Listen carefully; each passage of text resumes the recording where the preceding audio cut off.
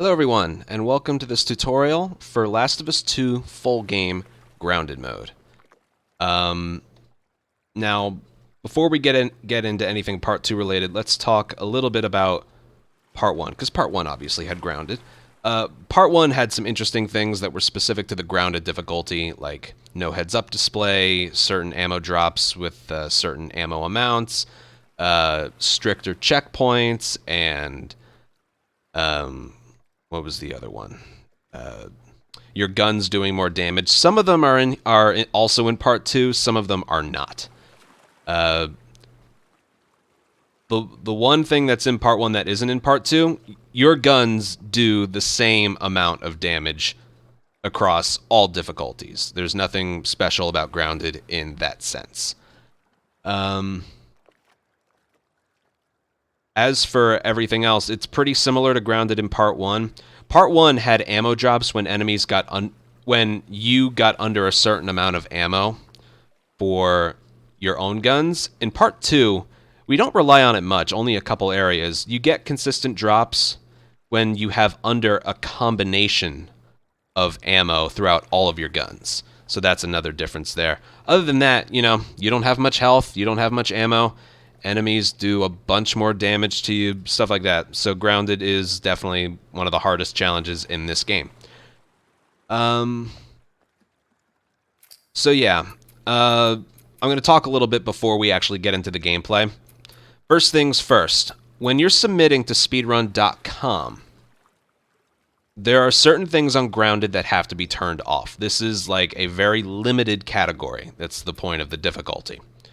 And because there's so many accessibilities in this game, certain things have to be turned off for, the grounded challenge to be, confirmed. We voted on some limitations, and here they are. Let's see. First things first, I don't even think you can use these on grounded, but gameplay modifiers. They are, most of these are off. They can't be turned on. So you can turn this on for fun, but there's really no need to. All of these gameplay modifiers, these are off. They can't be turned on. Heads-up display. The only thing you need to worry about here is awareness indicators have to be turned off. They have to be turned off. Accessibilities, all of these have to be turned off. Well, not all of these. I think it's lock-on aiming. Lock-on aiming has to be turned off. High contrast display has to be turned off. In this one, enhanced listen mode has to be off, infinite breath has to be off, skip puzzle has to be off, and all the combat accessibilities have to be off as well. If you do that, your grounded speedrun submission will be legitimate. Now that's a lot to remember, so I just want to show something off. If you go to grounded, all these have to be turned off as well, I think. No, these, you can turn these off if you want. There is one, I think it applies to very light. There's like a pre-order bonus, enable or disable, that has to be turned off as well. On grounded, I don't think you get that though. So if you start right here, if this pops up, you have selected grounded and other things are disabled, blah, blah, blah. If that pops up right away, you're good to go with regards to having things turned off. But let's say you have one of these turned on. Awareness indicators, I'm going to put to stealth. Now, if we were to start a new game on grounded, this comes up instead. You have options enabled that we recommend disabling for grounded. Would you like to reset these options? If that happens, hit yes. If this pops up and you hit no, your run's not going to count. Okay? Your run is not going to count. If you don't want to check these things before a run, if you just do this and then that, if you hit yes, all the things that need to be turned off will be turned off. So that's another way to check if you're okay. For the sake of this tutorial, I am going to have awareness indicators on because I'm going to show off things that can go wrong, and you'll get to see who got alerted or who was alerted to Ellie's or Abby's presence and all that. So for the sake of the tutorial, I'm going to have stealth indicators on. That's that little white flashing thing that pops up when they think they see you, or it flashes red when they do see you. Yes, now let's talk about the basics of the timing. Part 2 runs are timed with the in-game timer. And I will show you why. Real quick, let's see. Let me just load up an area. Overlook, because I also want to show off some movement stuff. Would you like to reset the... Not now. Okay, the biggest reason we time these runs with the in-game timer, you know, part 1 is timed with a normal timer. We use an external timer. A normal timer, you know. Because all the loading screens in the game are consistent. This game's loading screens are not. You could skip a cutscene or restart an encounter, and the next scene will load in right away. You could do another run, skip that same cutscene, or restart that same encounter, and get a 1.5-minute loading screen. There's almost no consistency. There's some, we know which loading screens last a while, but sometimes it's like this. See the little, over there. You see the little loading screen circle? That's why I have the controller indicator a little higher so you can see it.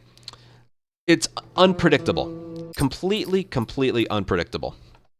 Now, the in-game timer is not counting during the loading screen and when the game is paused. That's what you have to remember.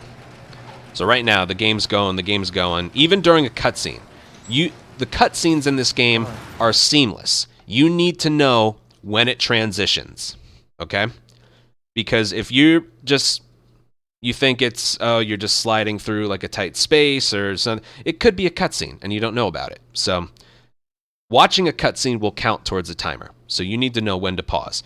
And you'll know because above options, it will be skip cutscene. So you'll see a lot of the times we'll be doing this. Because we're waiting for that moment of transition from gameplay to cutscene. That's why we do that. Now, I want to show off like a visual aid here. Let's see. This is kind of how the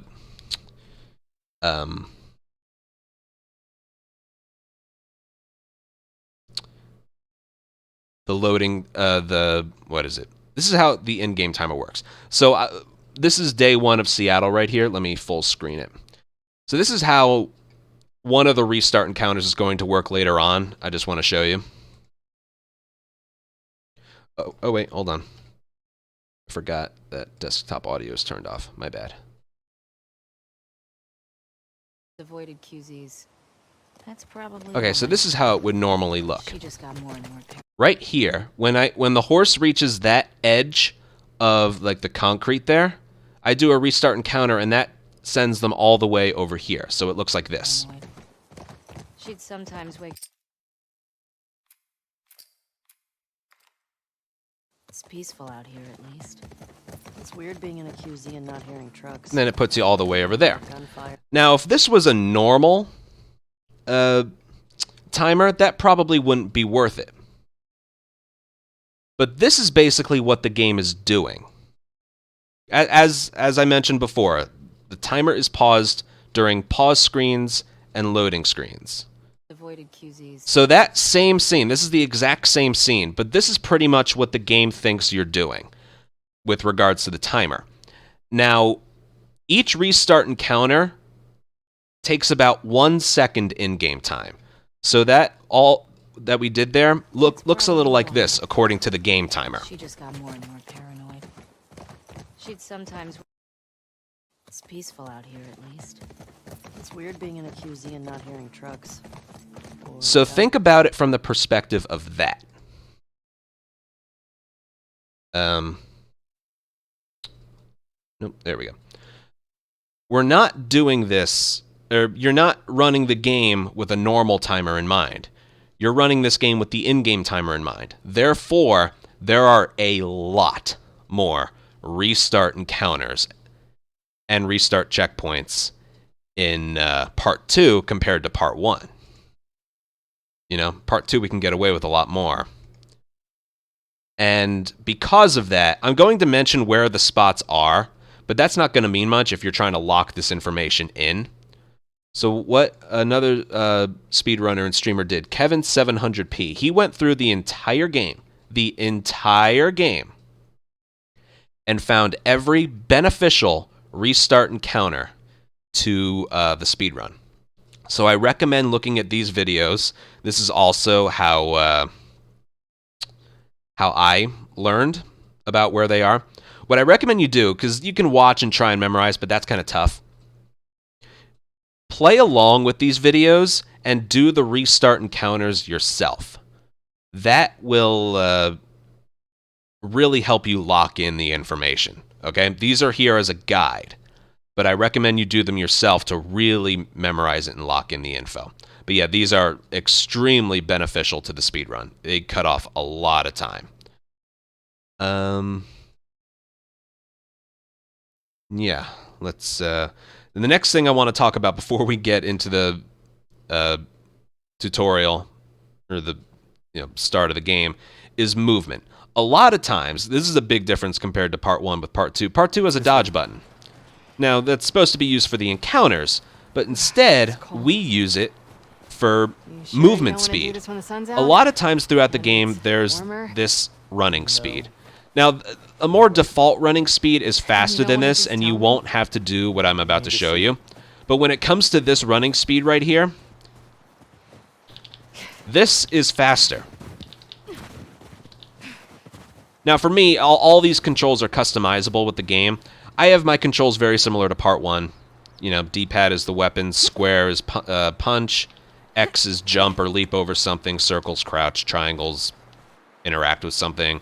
L1 for me is aim, R1 for me is shoot and reload, R2 is listen mode or shoulder swap in this case, and L2 for me is sprint. But one thing you're going to see from a lot of speedrunners, and you should do yourself, is dodge and punch. This right here is faster than this running speed. Now, throughout the game, you're going to have to memorize when you get that running speed. This is faster, okay? Whether you're playing as Ellie or Abby. Now, what's even faster than that is if you do this. You hold sprint the whole time after you're done dodging, and you can see the momentum goes a little bit farther. Now, if you're just going from your running speed, you can't do it right away. Watch. Because then she'll just do that.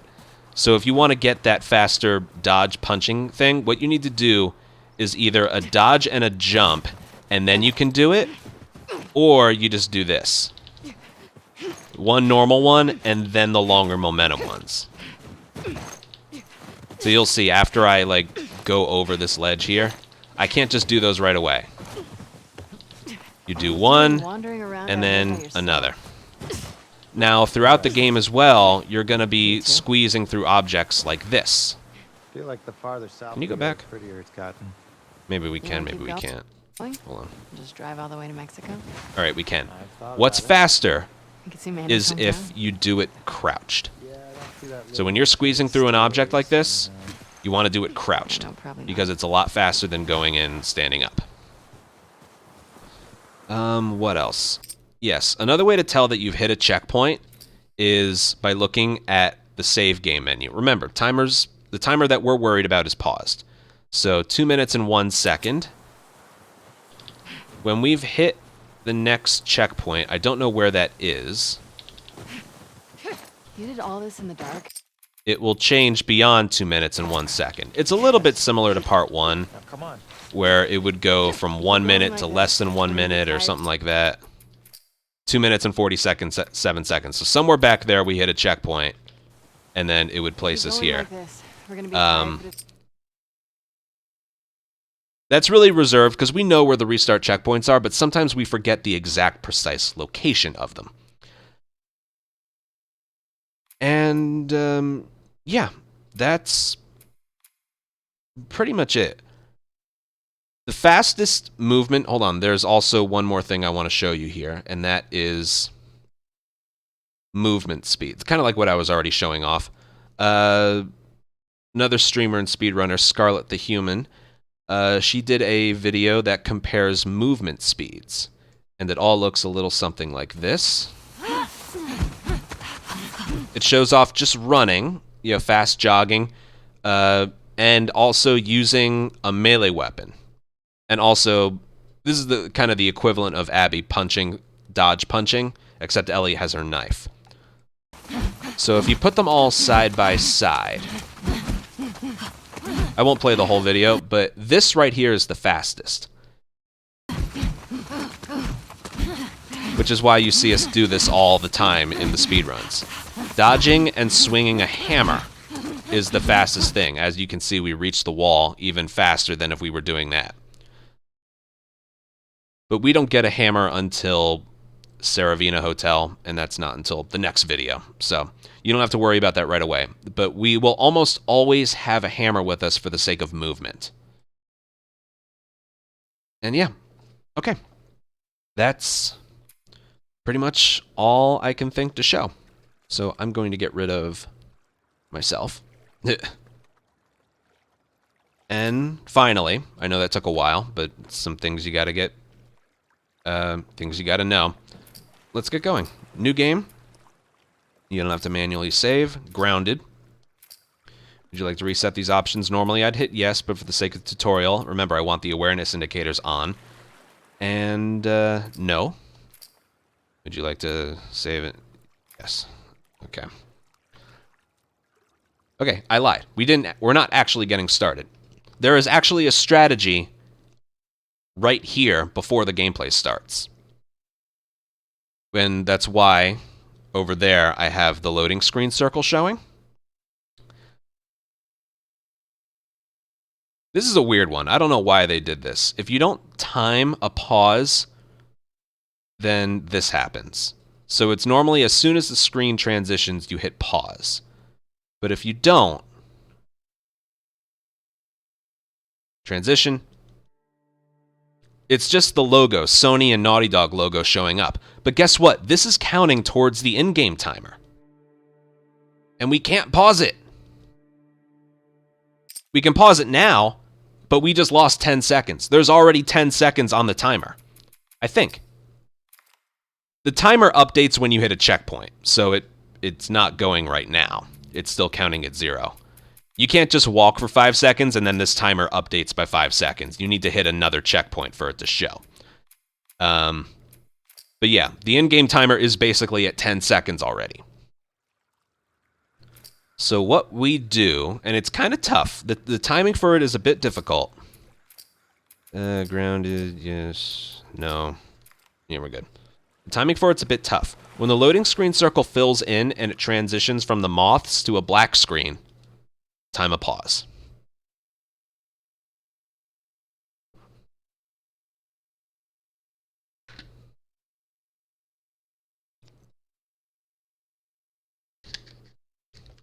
A lot of talking, so get used to me drinking some water here and there.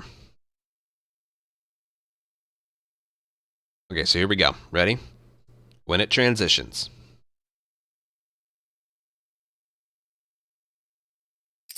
There we go. That's the timing. This is normally where I would start the timer. By the way, if you want to use live split for this run, there's another streamer named Blagus. He made a load remover live split timer. It's a big complicated process to getting live split to like pause. Give us an estimation of the time that we have. He made a video with his program and how it works. I'll leave that for you in the in a comment and description of this video. Very, very informative. It's good to have.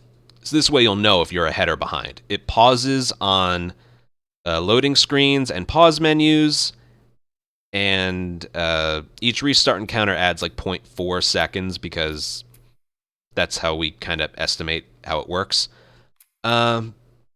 And I also should mention I am running this on a PlayStation 5. The only difference between PS4 and PS5 is the frame rates. On PlayStation 5, where does this display, I think? Yeah. On PlayStation 5 only, you can toggle between 30 and 60 FPS. So if you're wondering, is he on PS4 or PS5? If the broadcast of the game is in 60 FPS, it's on PS5, because that option is not available on PS4. So I will be doing this on 60 FPS for convenience and visual look of it. It's obviously much better. But there are certain times and strategies where we will swap back to 30 for a couple reasons. Off the top of my head, some AI patterns are different. The rifle in this game can kill 2 infected with 1 shot. In 60 FPS, you can get it to work, but it's a lot more inconsistent. So if you're going for the collateral 2 for 1, you want to do that in 30. And remember, pausing the game doesn't waste any time, so you can just swap back and forth whenever you want. But for all the movement stuff and fights, yeah, 60. And we'll go. Sometimes the cutscenes happen during a black screen, so sometimes you just want to keep hitting pause.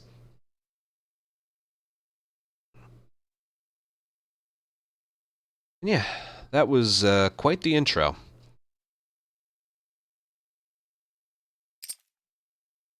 And kind of the same thing. Wait for the moths to go away, and then just time the cutscene skips. You don't want to let them play, remember. And we go. Now, once we get a certain distance through, the way horse riding works in this game, when the map opens up a little bit more, right here, you're locked at a certain speed.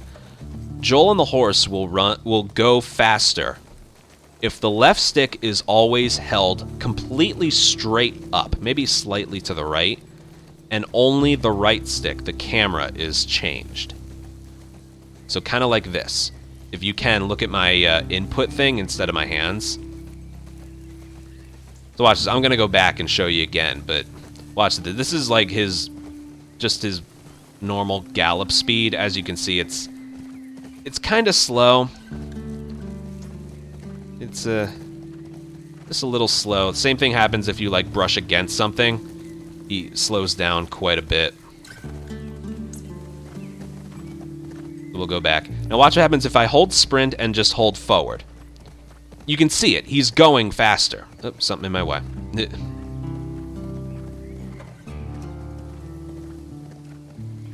So again, what you want to do is hold sprint, hold forward, and if you need to turn, keep left held forward, but slightly turn the camera. Like if you turn the camera like this, it's not going to, you're not going to maintain speed. It has to be very slight and gradual. Altogether looks like this. When he gets certain speed, I like to point the camera this way so I can see where he's going. And a very slight turn, very delicate touch. Make sure he doesn't touch anything, and you can see he's maintaining this speed. And then when something happens, you know, he's got to build that up again. But you want to do it. It saves quite a bit of time. This is really the only thing you can do. So for me, really, I always keep the left stick held up. Except on a tight turn like this. And then it starts up again right here. Very slight left turn. Now here's a restart checkpoint. And again, you can check these restart checkpoints, or yeah, these restart checkpoints with the timer if you're not exactly sure. So it's 157, and this restart checkpoint is going to be like when the horse hits the ledge. So 157, right there. That's a checkpoint. I just know it is. And it changes to 214. So when you're learning these restart encounters, I highly recommend doing it this way. So when it changes, restart checkpoint, places you right here, and then you go again. It just places you up ahead further. Most of these checkpoints is really just to place you ahead further. Sometimes it also activates sprint. There's nothing faster in this game. That's something else I didn't mention. There's nothing faster in this game than the full speed sprinting. You're alerted and you start running as fast as you can. But after 6 seconds, they slow down and are more out of breath. They start flailing their arms like as they're running. That we call that the tired sprint speed, is the same speed as their non-encounter run. I don't know why they did that, which is where the hammer swinging comes in later. But we will always find a way to take advantage of the full sprint speed. Yeah, now here, don't go up to the gate and just wait. You want to be about right here, and then when they start pushing on the door, go forward. So it looks like this. When they start going, go forward, and then your momentum takes you all the way through instead of stopping. Now here's where we do the pauses on the transition from a gameplay to cutscene. So it's like, wait for it. Look on the top left. There it is right there. See that? 2 more things were added. It went from options to replay and skip. They are seamless, so you need to memorize when the cutscenes start.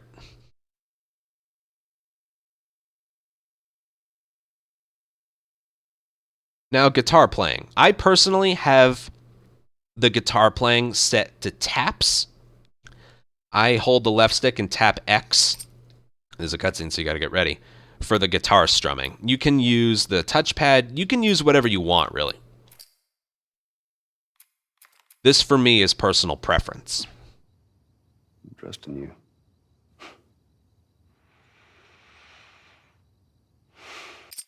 I'm not good. This you just have to memorize, so.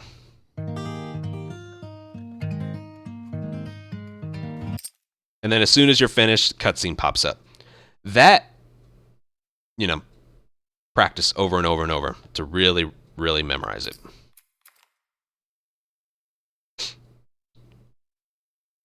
These loading screens are annoying. Learn to deal with them, all right? The loading screens are worse on a base PS4. Just remember that.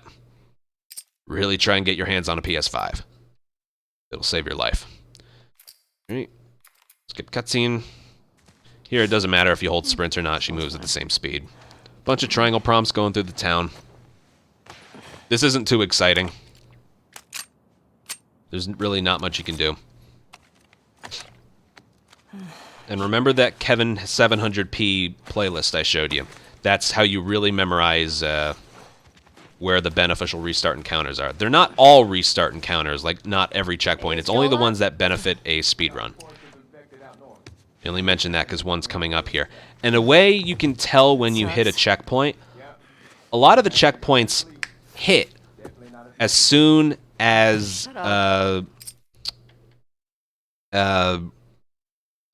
you're able to move. So what we do, again, I aim with L1.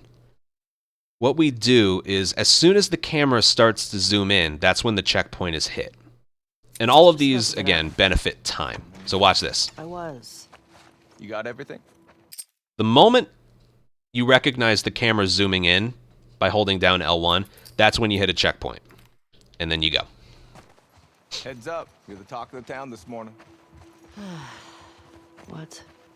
Nothing special Let me here, see you if I just got go. this right. You kissed Dina, She kissed me. which triggered Seth to call Also, you don't pay attention to not me so hitting nice. L3, R3, hitting buttons. You know, Then that Joel just decked him, More of a little spastic and like then you that. got mad at Joel. That part confused me. It was a strange night, man. Sounds exciting. All right, this checkpoint right here isn't when you hit triangle. It's a couple steps after. If you want the exact time, you can use this again. 419. Still 419. There it is. All right, it changed. 422. The timing for it is kind of like you hit triangle from far away and she takes about 2 steps. Places you through here. Okay, so what you need to do here is get in front of Jesse. See that? Didn't work. So you just want to get in front of him. Like so.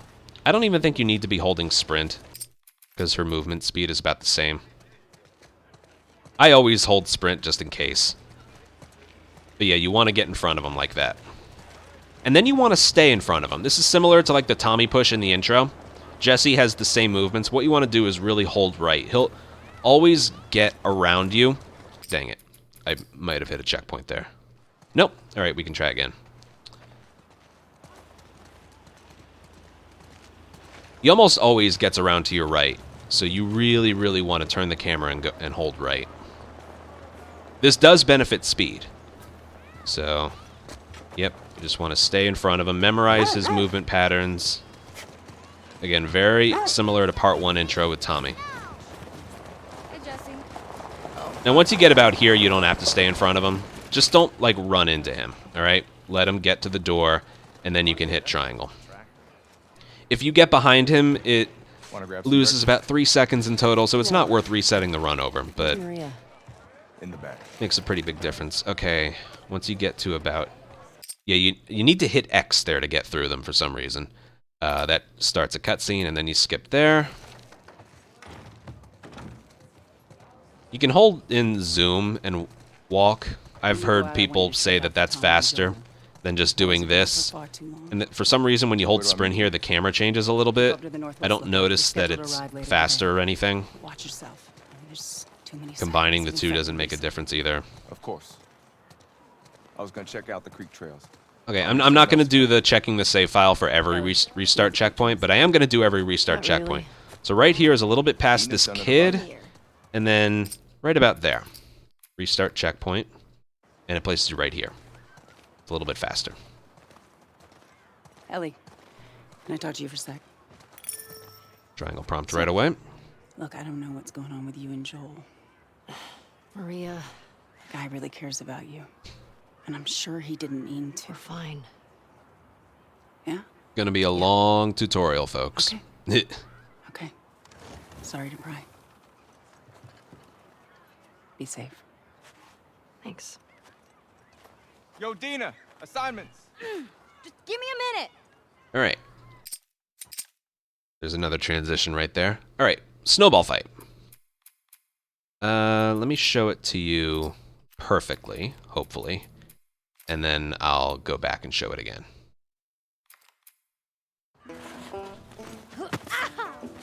Gotcha. We're on the board, suckers. Ow! Damn. Arm on that kid. Fuck yeah. Eat that. I mean, frick. Don't tell your mom. Oh, you like that? Oh, suck it. Oh, I'm coming for you, Tiny. In your face. And then throw again. Good enough. Good enough. Okay, so first things first. Why did I... Well, hold on. Let me show you the biggest thing right here. So picking up a snowball and then throwing it again is a slow process. Like, Fuck yeah. I use R1 to throw. So look how long it takes to pick up a snowball and then throw it again. I know where you So I live, pick one up. I'm waiting to throw it. Picked one up. I'm waiting to throw it. Picked one up. See how long it takes? There's a little trick here to change the frequency of your throws, and that's this. If you hold down sprint when you pick up a snowball, and then after she grabs the snowball, let go of sprint, hold it back down, and then throw, and she'll throw it a lot faster. So it looks like this. Oh, gotcha. We're on the board, suckers. See the frequency of the throws? Arm on that kid. I mean, frick. Don't tell your mom. Okay. Okay. So instead of it being like this, like I showed you earlier, it's like this. Ow! I know where you live, Alex. You suck. Oh, I see you. They would stop stun locking me. Come on. There, it looks like that. Oh, okay. Come on. Yep. She's still trying to like scrunch it in her hand. We're doing it so fast. You suck. So when you see your hands hit the snow, let go of L2, hold it back down, and then throw. Goodness. So there's that. Very, very important. Just practice it like I did. If you use L1 for sprint, then you do that as well. So another question. Why did I swap frame rates when I did that fight? Because it has to do with this one kid. So look at this. Not this one, the other one. Gotcha. We're on the board, suckers. Ow! The one in the red. Arm on that kid. Yeah. Dina hits it once, and then it runs this way, allowing us for a couple more hits on it. After that, doesn't matter. Watch what happens if I do this in 60 FPS. Gotcha. We're on the board, suckers. Ow! Damn. Look at the kid. And then... Don't tell your mom. Oh, you like that? Okay, normally he doesn't do it exactly like that. Shuck it. Normally he goes like way off. As you can see, he did something different. Gotcha. We're on the board, suckers. Ow! Damn. Arm on that kid. All right, Dina didn't hit him. Oh, And he's running away that way. Most of the time he runs up tell your mom. I'm gonna come over there and this fight you, way, like, for and then real. you like can't hit him at all. If you do this in 30, he will always do this. Gotcha. We're on the board, you suckers. Ow! So he's right there. Dina will hit him once, and then I get him. Eat that. And then he runs this way, Tell your mom. Oh, you like that? and then I got him. Oh, suck it, you little shit. Then you get this one twice, and then you just... Oh, I'm coming for you. And then that's that. See that? So it's... The frame rate swap here has to do with the patterns of the kids. So, yeah. As for the movement itself, you want to do one here, go around, get one here, throw it again, and then you want to pick up this snowball. You can't avoid getting hit by a snowball by, I think, that one over there, behind the wood right over there. You can't avoid getting hit the first time. So what you want to do is pick up the snowball like right before you get hit, so you're not wasting too much time. So again, it looks like this. Gotcha. We're on the board, sucker. Ow! Damn. I'm on that kid. See that? Eat that. I mean, don't tell your mom. Oh, you like that? No, eat that. Now sometimes Dina can help you. In your face. Okay, they all ran away. This is not 100% consistent, but yeah. Also, there was one more thing. I have my reticles set to a dot instead of a circle. I just kind of prefer it that way. That stuff you can change, okay? That stuff you can change. So one more time, again. Get him, get another snowball. All right, it didn't lock onto him. If that happens, you're in pretty big trouble. Make sure it locks onto them before you throw it. Gotcha. We're on the board, Right there. sucker. Get that snowball before you get hit. I'm on that And get kid. him. Dina will get him as well. Don't tell your mom. There. You like that? Get him one more time. Oh, suck it. Get this one. Eat snow, you little shit. And then you come over here. Get this one.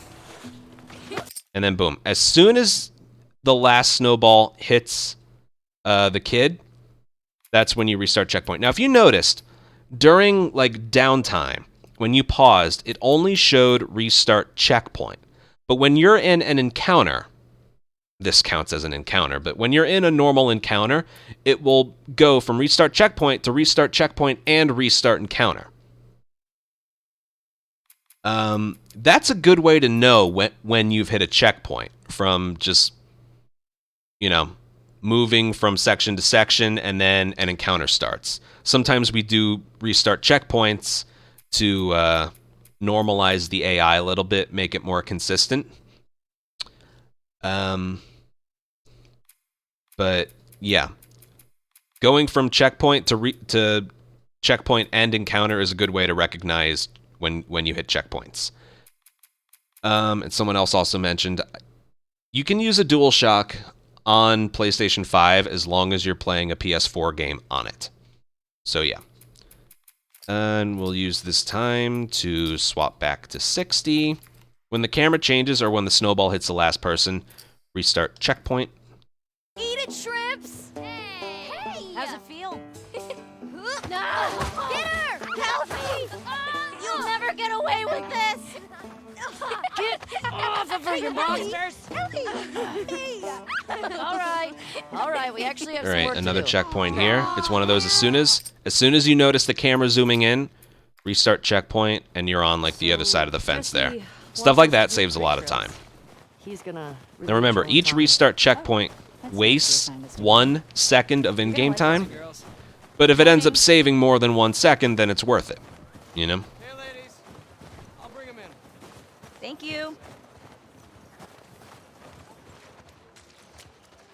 And again, in other times, because the transition from gameplay to cutscene are seamless, you just need to memorize when that happens. That's a good girl. Right there.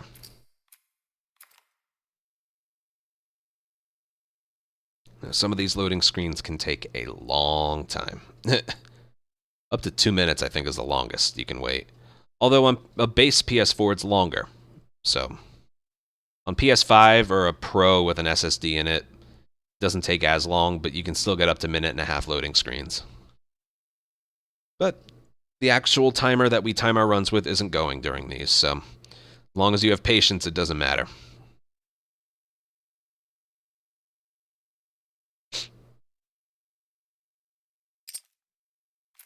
There's another cutscene skip.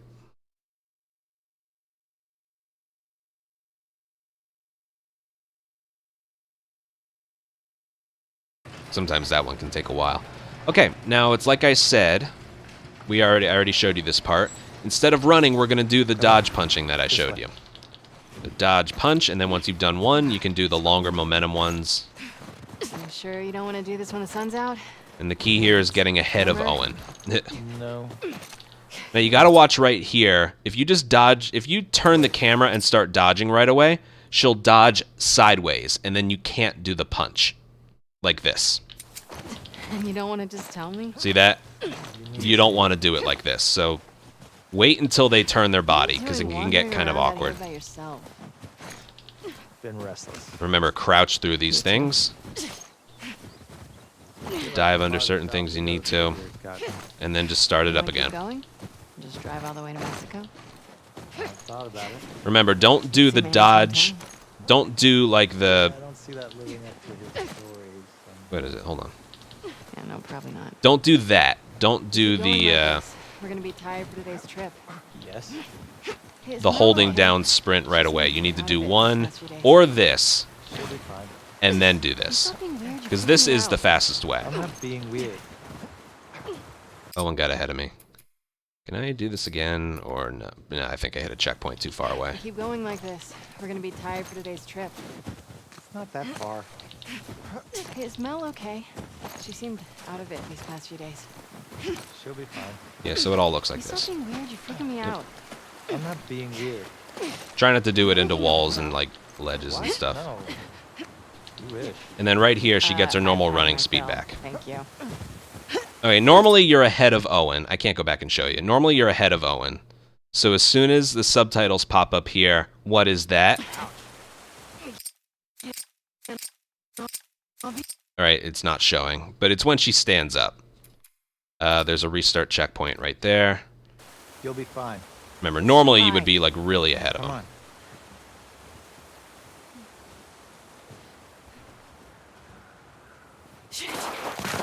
Hey, eyes on me. Abby, stop looking down. Alright, same thing with the dodge punching. Owen, do we have to go back this Then way? you can step up on this, do one more, An opportunity climb to up, take on your fears. and then right about there at the edge, you hit a restart checkpoint. That one's location based, so restart checkpoint, and then Owen is right in front of you. That one saves a good amount of time. And then there's another transition to cutscene right away, and then boom. I don't give a fuck. And sometimes it's worth it to like do a punch. Remember, this is her normal fast running animation, so you don't have to do the dodge punches when she's got her faster movement here. You can tell the difference too. Hold on, it's probably easier to tell down here. This running speed is faster than what she was doing before. So if you do that, just do like a punch like that off ledges and you get some momentum built. And then when you're finished climbing stuff, I like to do a dodge right away.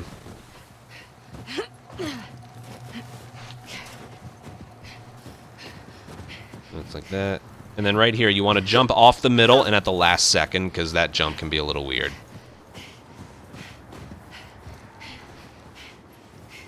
Again, I like to do another punch because it builds up some momentum. This one you have to go prone under.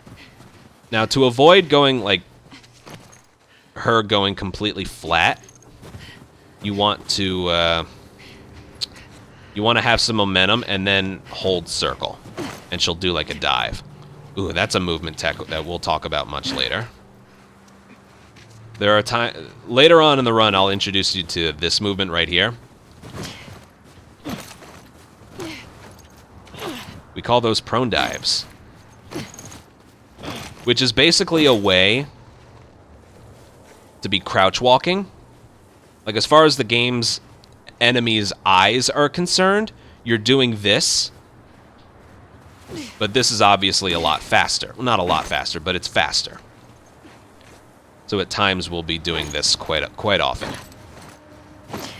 Yeah, it doesn't look it, but it is faster. Yeah, but that's for later. For here, though, you want to get some momentum on your dives. Now, right here, you can either slide down the hill, or... Then we got sent back a little. Or you can do a dodge punch. Okay? It's a little bit faster to do a dodge punch, so it looks like this. Just like we've been doing. And then you can go. See that? Now, her running speed is good enough here. You don't have to do it. Okay, right here, you want to do a dodge punch, and then another dodge, because the game forces you to walk through that area. It's a good way to avoid walking. In part 1, the only defense against walking was crouch walking. Here, you can dodge punch or prone dive, you know, so. Or zoom in. Sometimes zooming in while walking is faster. All right, this is another spot right here where she is slow walking for some reason. You just need to get here, so we're just gonna... 2 dodge punches.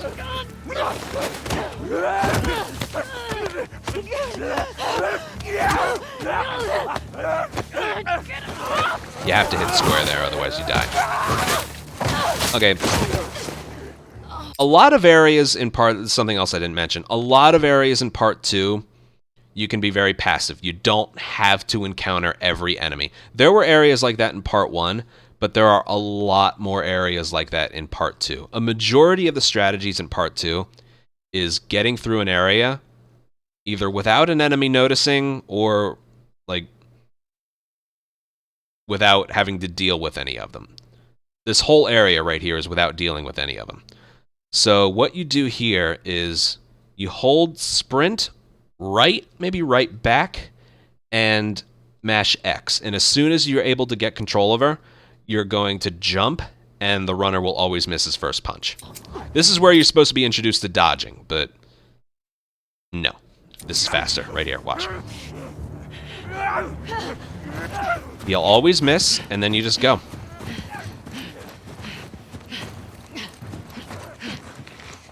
Now, we play as Abby again a little bit later, and we need ammo. So when you pick up ammo right here, you do actually have that. And we need that much ammo for later. All right here, if you don't shoot him, you die. So just shoot him. It doesn't have to be a headshot. You just shoot him. Don't reload here as well, because if you do, you stop moving. You can reload again, and I like mash sprint here again. You can reload once you get out here, so don't reload under there. There's another spot. You don't have to do this. It's just optional. Dodge punch. It's gotta be close. Now this is her tired sprint right here. See how she's flailing her arms? She's a little bit more out of breath. This is not her full sprint speed. This is the same speed as her non-encounter running animation before. The animation's different, but the speed is the same. That's why we need to rely on this later on with the hammer. Just alerting an enemy to sprint doesn't cut it in this game, because you only get the fast sprint speed for about 5 or 6 seconds. So yeah, we take advantage of that. We get the full sprint speed here. You can just avoid these enemies. Don't be afraid, they won't hurt you. Just run. All right, at the top of this fence. Now look, there's restart checkpoint, and then there's restart checkpoint and restart encounter. That's how you know you hit the checkpoint, and this one's beneficial because if we do a checkpoint, she gets her full sprint speed back. Now just avoid these runners. They won't hurt you as long as you just run right past them. And then make sure you time that dive properly, because sometimes they can hurt you if they miss. So yeah, that restart checkpoint on the fence was to get her sprint speed back, and it places her a little bit ahead. Where's the patrol?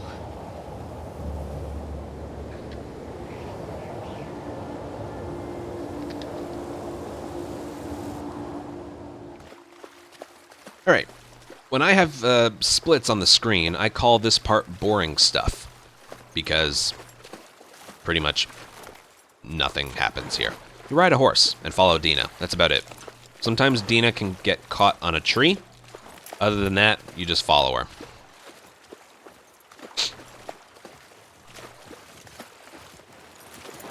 And I don't think... I like to hold sprint. I don't think you have to in the first part of this. This way. But I always do. Right behind you. Yeah, I think actually you have to. So Dina will always be ahead of you here. There's no way to get in front of her. With Jesse? No. Let me see. So long. Look, Jesse's great. I think she is a little bit slower if you don't hold sprint. They will always be family, but whatever. Eventually the game just transitions automatically, so you want sprint held down. Right here, sometimes she can get stuck behind a tree. She didn't. I don't know. If that happens, just give her a little bit of room. She'll correct herself. You never really talked to me about Kat. Yeah, because there isn't much to yes, talk about. this is very, very boring. Ow. I got the impression that you didn't really like her. I don't care about her one way or the other. Okay. No, I think she's a talented artist. And I think she wasn't right for you. See how it transitions to a little bit faster. Interesting. Shut up. Okay. Also, I don't think you have to mash X there to jump over obstacles. The game does it by itself, but hitting X kind of helps a little bit. Hey. You want to see something spectacular? You're going to point at your face, aren't you? Right, come over here. I like to crouch over here in between the toilet and the shelf here. Dina will, like, run to where she's supposed to go, and then you just follow her. Make sure you don't, like, run into her, because that can break her pathfinding. Give her some space. And then just stand there and mash triangle. But yeah, I like to crouch between that toilet and that shelf. I don't know why, I just do that. I think it makes her move faster. Because you can't go through there. You have to wait for Dina to squeeze through that spot before following her. Where do we sign in? Okay, this restart checkpoint is an interesting one. To step away from this ledge, I think you either hit back or circle. I go kind of crazy and I just do this. Alright, as soon as you can zoom in, right there, there's a checkpoint. I can't check my inventory yet, but for some reason, the game just gave me an extra rifle bullet. Who do you used to do this route with? Weird, I know. Alright, wait until Dina starts moving towards this thing. Oh, Eugene. And then go back over here. Man, he was funny. There is a rifle bullet in here, on top of the one that the game just gave me. You just gotta trust me on that. Plus, okay, now for this strategy. Watch how this is supposed to look. May we all be that sharp at 73. Watch how this is supposed to look. Dina is supposed to grab this rope. Make it to 73. And then she's confirming that it is indeed a rope. And then she climbs up, taking her sweet, precious time to do so. And then you can finally do it. There is, however, a different strategy that you can use here. Who do you used to do this route with? And it can be a little bit tricky to get. Eugene. Right. Yeah. If you're practicing this, get used to this dialogue, okay? You're going to be hearing it a lot. Oh, yeah. Okay, so when you're going under, like, enclosed spaces like this, you want to be zooming in, because you move faster. I don't know why, you just do. When you're in an enclosed space like this, you want to zoom in when you're walking. Crouch walking. You go faster. Now what we're going to do is get to Dina's left, and then after we get out of this, like, little tight space here, we're going to hold right after we... I think you can do it with the aim still held down, but you, like, move into her, and then it pushes her out of the way so you can get on the rope first. About rewiring electronics. So it looks like this if I do it right. May we all be that sharp at 73. And then you get on. May we all make it. That's what it looks like. I'll do it again. Okay, yeah, I like to move right. Jesse? Eugene. Like, right after I let go of sprint. Eugene. It is a hard... Man, he was funny. If you know how to get Dina to move out of the way, it's not that difficult. I've only failed it once in the last 2 months. He taught me about rewiring. Gonna get right about here. And stuff. Get to her left. May we all be that sharp at 73. And then do that. And we all Again, you can have zoom held down or not. Just make sure you are to her left before you go to the right, and you just push her out of the way. Eugene. Don't do it too late. Don't do it too late, otherwise she might have already grabbed the rope. Man, he was funny. And make sure you don't forget to grab this rifle. Ammo and inventory supplies are pretty important. Plus, he taught me about rewiring electronics and stuff. May we all be that sharp at 73. Yep. And then I'll make this is another one of those things. All right, 2340, it to 7. 2410. So there's a checkpoint right there. And then it places both of you at the top. So this saves a lot of time. All right, this one's as soon as you get through the door, right there. There's another checkpoint. That places you further into the room. And you sign this book. And it's triangle. I always get like triangle and square mixed up here with read and do anything. All right, as soon as she can zoom in again, there's another checkpoint. It makes Dina grab the binoculars a little bit faster. And then, come here. Right Town there. of the Head's our last stop. Take a look. And then you want to hold down right. There's the town. As soon as she says there's the town, The big tower thing. just wait for them to finish talking. That's where the next lookout is. Then mash circle to put the binoculars down. Get back to the horses. This one doesn't save that much time, but it's there. As soon as you can, not move her right away, but move her a little bit backwards, restart checkpoint, it places you right here instead of being all the way at the window. This one doesn't save that much time, but it does save. Like I said, if it saves more than a second, it's worth doing. All right, this strategy right here is a little bit weird. Question. So the game wants you to, like, Same clothes yesterday?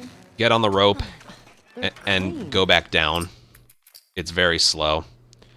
You can also do this. Were you wearing those same clothes yesterday? Just fall off. But what's faster is if you do this. Question. Were you wearing those same clothes yesterday? You get to the right and then jump down. Now, don't be too far over, because if you're, like, Were you wearing momentum's down there, then you can't jump off. So what you want to do is be over here. Question. You can't jump off. Were you wearing those same Here. clothes yesterday? Yeah, you can't. It's not really consistent to jump off this way. So you want to do it this way. Question. Were you wearing those same clothes yesterday? Now, what's interesting, sometimes fall damage doesn't exist in this game. If one fall is too high, the game just kills you with a special, like, camera angle following you down, and then you die. But when you're jumping, like, down a certain height, if you hit circle in midair, you'll land crouched. Because if you take a big fall but you're still alive, Ellie or Abby will take a long time to, like, stand back up. So what you want to do is hit circle when you're in midair, and she'll be crouched when she lands. Question. So like this. Were you wearing those same clothes yesterday? And then you already have aim held down, and then boom, it looks like that. So one more time. This can save you a lot of time. Question. Were you wearing those same clothes yesterday? Circle, L1. And then when you get here, when you want to do a quick jump right there. You know, I'm here to kill infected, not to look And fancy. sometimes you can get a fast run to the horses. Sometimes you can. I don't know really what makes the difference there.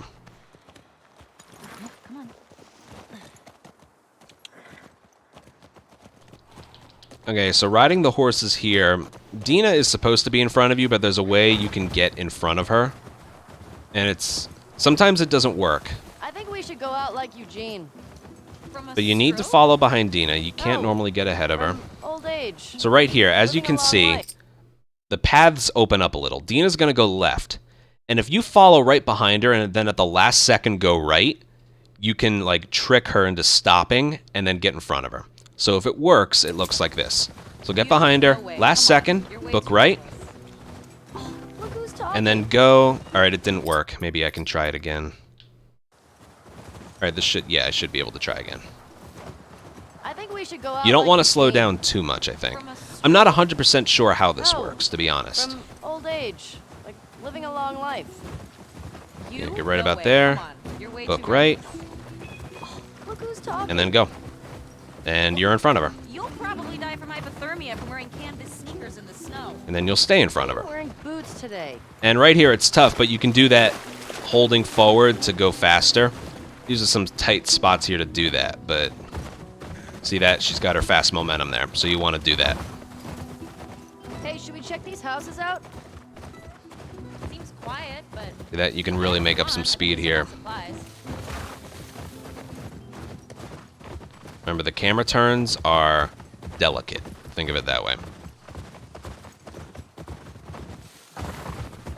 It looks like the AI was confused and waiting for me. Yeah, that's kind of what it does. I've tried just going right, and that doesn't work. I find if you kind of fake her out a little at the last second, that's what makes it work. Smell. Looks like infected did this. All right, this strategy only applies to a couple areas, but when I'm able to move her, sometimes it's going to take a while before she starts actually moving. So what you do is you actually hit reload or fire, and also while holding sprint and a direction, and she will start moving earlier. And then you just run up and kill the runner. So it all looks like this. And one. Let's see. Where the hell are they? Let's go find him. She would normally still be walking and then start sprinting, but she starts right away. Dina, this way. And then you go right for the door.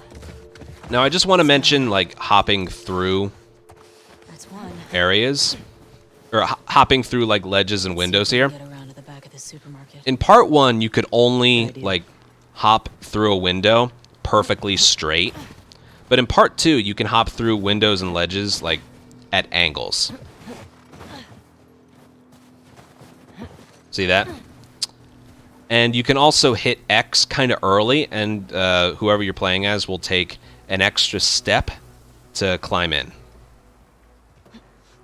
Like this. If you do it too early, they'll just jump.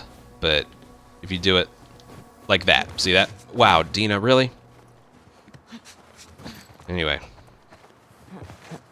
See that? So part 1, you'd have to be like touching the ledge to hop through. Here, you can be a pretty good distance away. The same thing applies with like hurting an enemy. Like right here, you didn't have to get right next to him to swing at him. You could do it from about here. Ellie will take like an extra couple steps and then do that. Basically, you can hit ledges, you can climb through ledges and attack enemies from further away than you could in part 1. In part 1, you just whiff. Here, the game kind of lets you take a couple extra steps to go. But okay. Kill him. You just run over here and triangle. Okay. What's supposed to happen here is you use this bottle to throw it, and then square to kill him. But what you can do instead is this.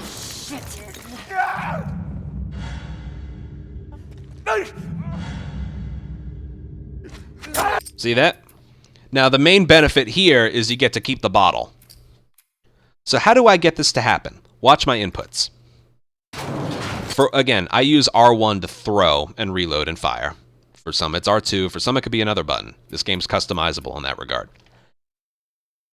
But if you have the button held down, it could be any time. So it's held down. When time freezes, right there, as long as it was held down before time froze, it's going to stay frozen forever. But as long as R1 was held down, when time freezes, let go, and then hit it again, that'll happen. You're kind of bugging the game out. But it's not just for being funny. You get to keep the bottle, which ends up being a pretty big deal for the next area. There we go, one more time.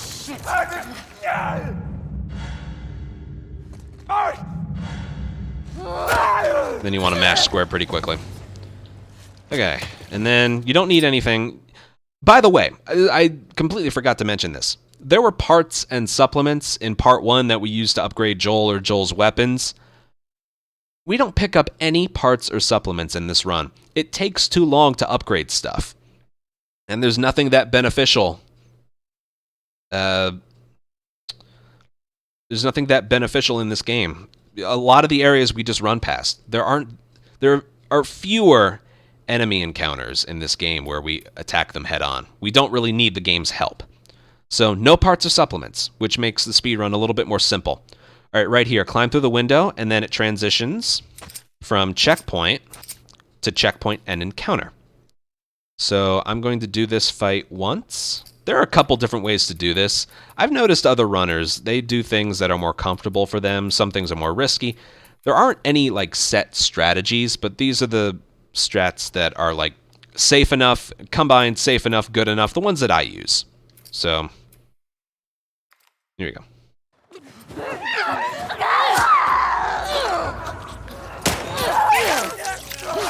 Ellie, over here. Perfect. And I want to do this fight again, so as soon as Ellie stabs him, the encounter's over and you want to restart checkpoint because it skips some dialogue. But also, again, a way to know when the fight is over is it goes from both checkpoint and encounter to just checkpoint. So, first things first. If you just want to go and stab this runner, you're going to get the slow kill like that. And then I suppose it would still work, but look at the difference in speed between these kill animations.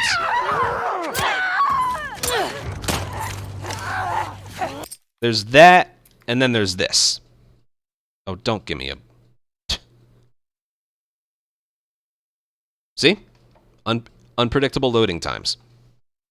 Basically what I'm getting at is there is a faster way to like kill the first runner in an area. That's you run up to them and hit square, and because you're not officially alerted until they're finished with this like I see you animation. And obviously a stab right through the heart is faster than like the stomach stab and then the knife stab. So this.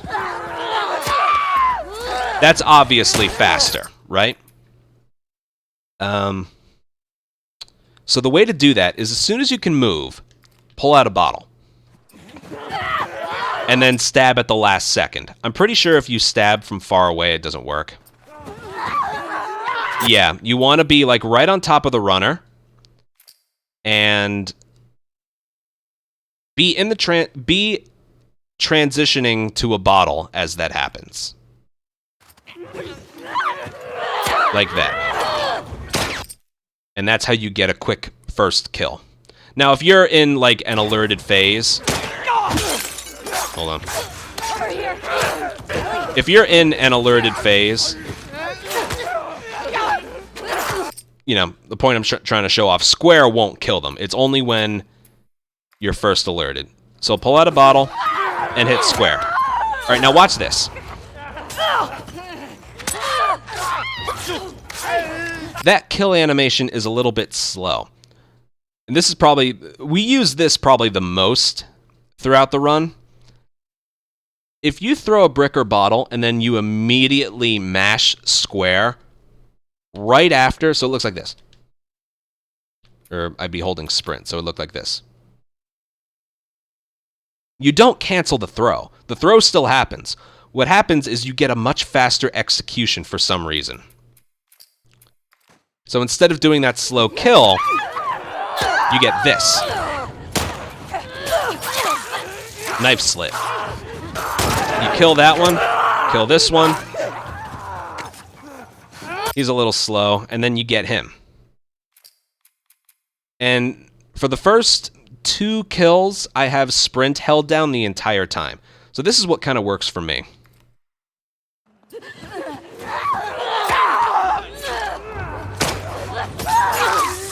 Rifle ready. Stab him.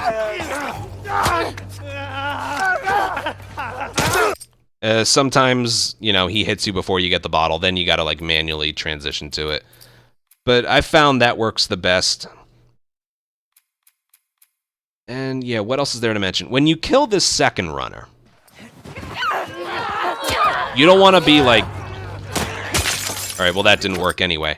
What you want to do after you kill this first runner is go back this way a little. First of all, that gives you room for the throw. Second of all, that makes all the runners come out this side, and it makes that runner go after Dina as well.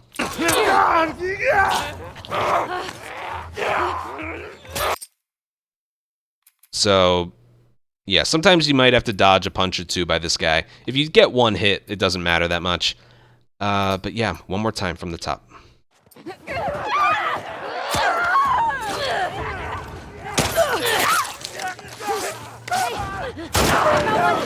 Right there, what can happen is right after you rifle him and you hit square, sometimes for some reason the game wants you to swipe your knife on the already dead corpse. It's a weird thing that can happen. Let me see if I can show that off.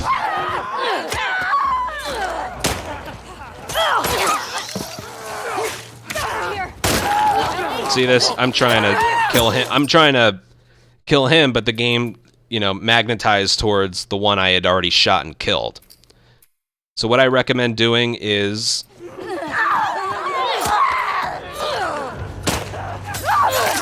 after you kill him, get like right next to this guy. And again, this guy, you know, I try and pick up the bottle before he hits me, because then you hit triangle and then dodge. Again, for me, dodge, I don't know if I mentioned, dodge is like a double tap of L2 for me. But actually, when you're in like a hand-to-hand combat, I think you just need to hit it once. So what I try and do is hit triangle. Even though the runner's right next to me, I hit triangle, and then dodge, and then throw and square. Sometimes that doesn't work and you need to dodge one more time.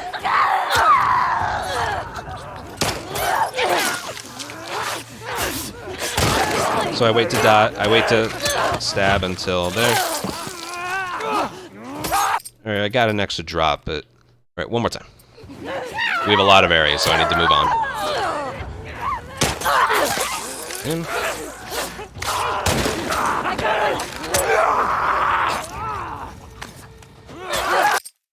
And there we go. We went from 2 to 1, so right there. And the encounter's over. If they dropped ammo, you can pick it up. Now, Dina takes a long time to like know where to leave this area. You can't notice it. Dina has to. So a way to speed it up a little bit is to wait for her to move. As soon as she starts moving, restart checkpoint, and then she'll notice earlier. Now use this time to reload your weapons. Ellie, help me up there. Want to look around. Now in part 1, I would like swap between weapons anticipating a triangle prompt. You don't have to do that in this game. The characters put away their weapons a little bit faster, so it's not an absolute necessity to be barehanded when you hit triangle prompts. But I still like to do that. It does save a little bit of time, but not as much as doing it in part 1. Also, as for patrol, this area is called patrol. On grounded mode, I think it's unlike other difficulties. I'm actually not sure. But I know on grounded mode, whatever crafting ingredients, bombs, crafting ingredients and bombs, and ammo you have leaving here, they carry over to Seattle day 1. So this isn't just mindless using ammo on certain enemies here. It's all calculated ahead of time. We want to enter Seattle with 2 rifle bullets and 2 pistol bullets. Now, the way this works is if you have no rifle ammo at the end of patrol, the game won't give you any rifle ammo in Seattle. You know, with regards to the rifle, whatever you have carries over to Seattle. With regards to the pistol, that's not the case. If you have 0 pistol bullets leaving patrol, the game will give you 2 when you enter Seattle. So what we want to do is end here with 2 rifle and 0 pistol. So just keep that in mind. All right, we're waiting for Dina here, so what we're going to do is grab a brick over here. There's a hole in the roof over there. And then here I like to transition Here. right before triangle. Make sure you're right underneath her, because sometimes if you hit triangle at a weird angle, Ellie will do this like circling around thing. Look. And eventually it fixes itself, but it's really annoying. So make sure you're like right underneath her. Alright, we need to crawl under the truck here. So I like to dodge off there Let's figure out how to get in there. and have some momentum going towards there.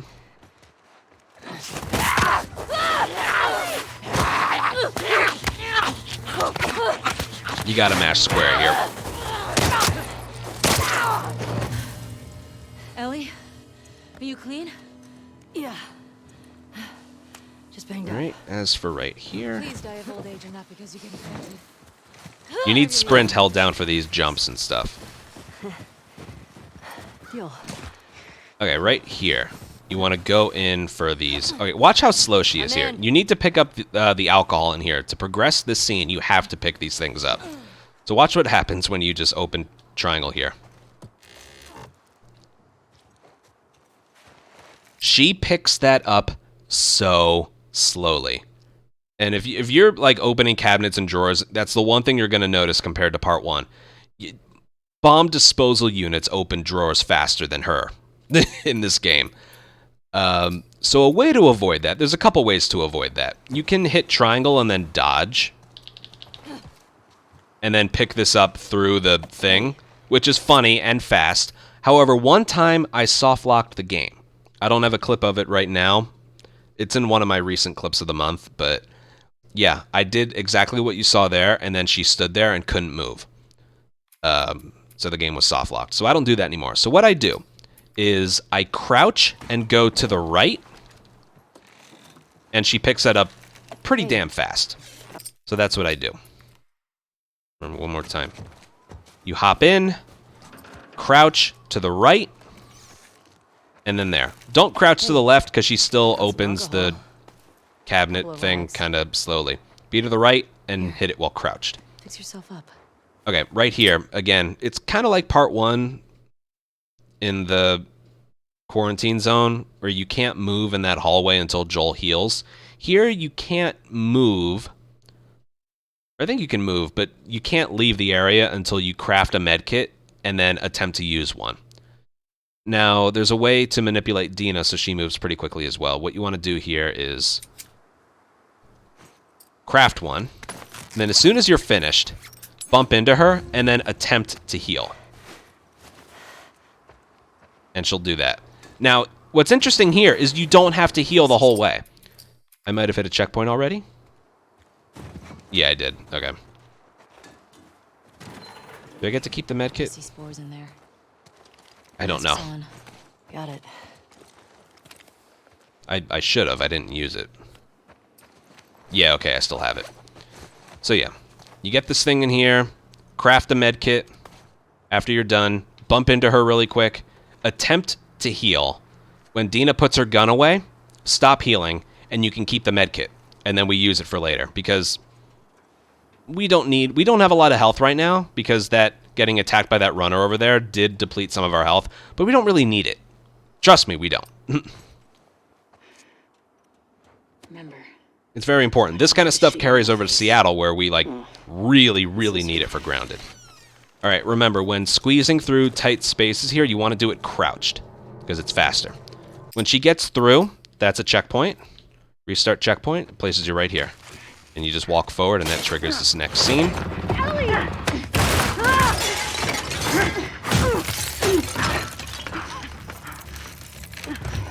You don't actually have to hit triangle here. This is all Dina right here.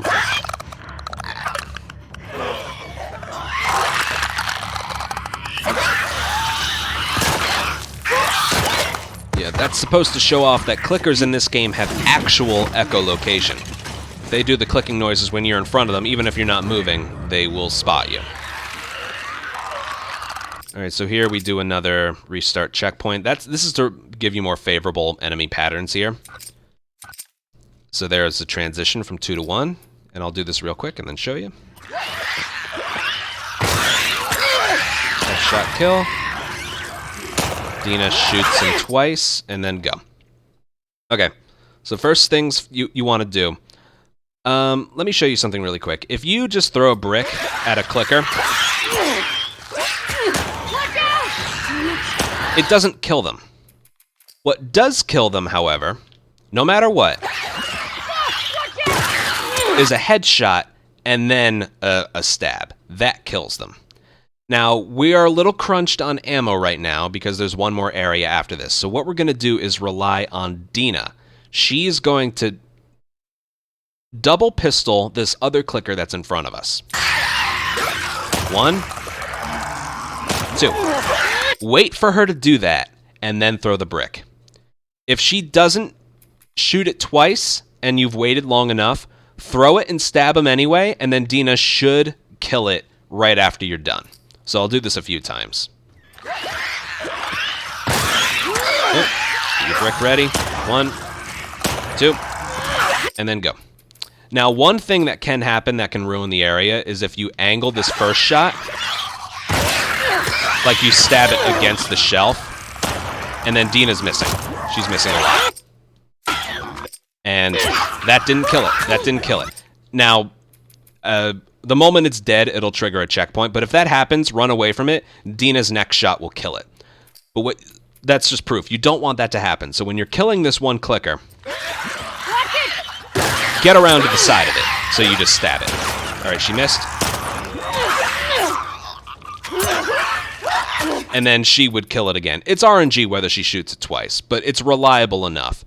And even if she misses one of the shots, again, brick, stab, and then from here you would just run away. She'll kill it. Oop. She missed.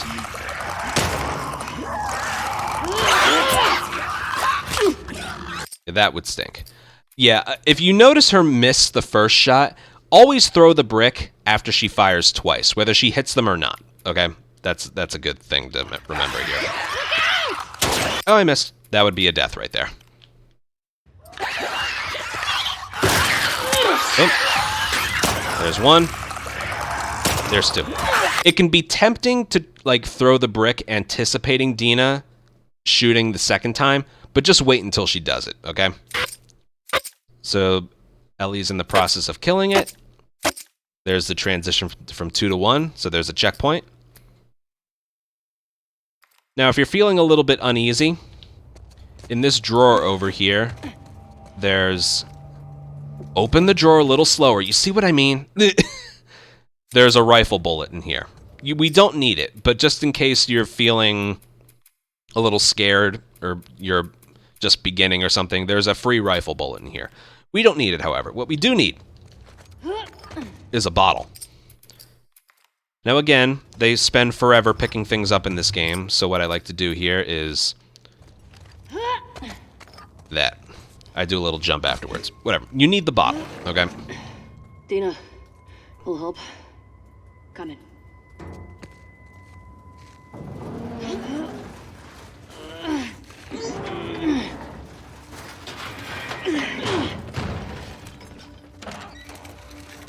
Alright, if you do nothing, Dina will make a Molotov for you. Here. If you just decide to climb out of here quickly, she'll just give you one. I'm a pro.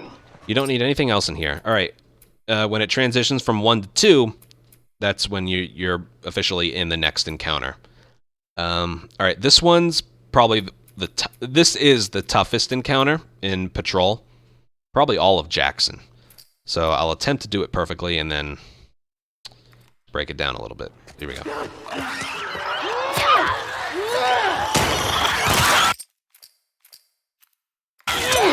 Swapping frame rate.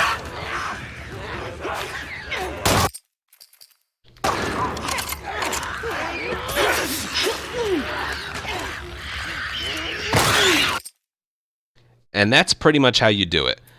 Now, I cannot stress this enough. Results may vary.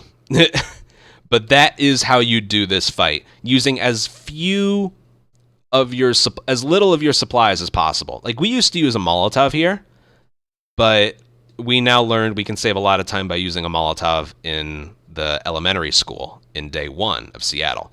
So we don't use it here anymore. And there aren't enough supplies to be able to craft a whole extra one. We do end up crafting a whole extra one later.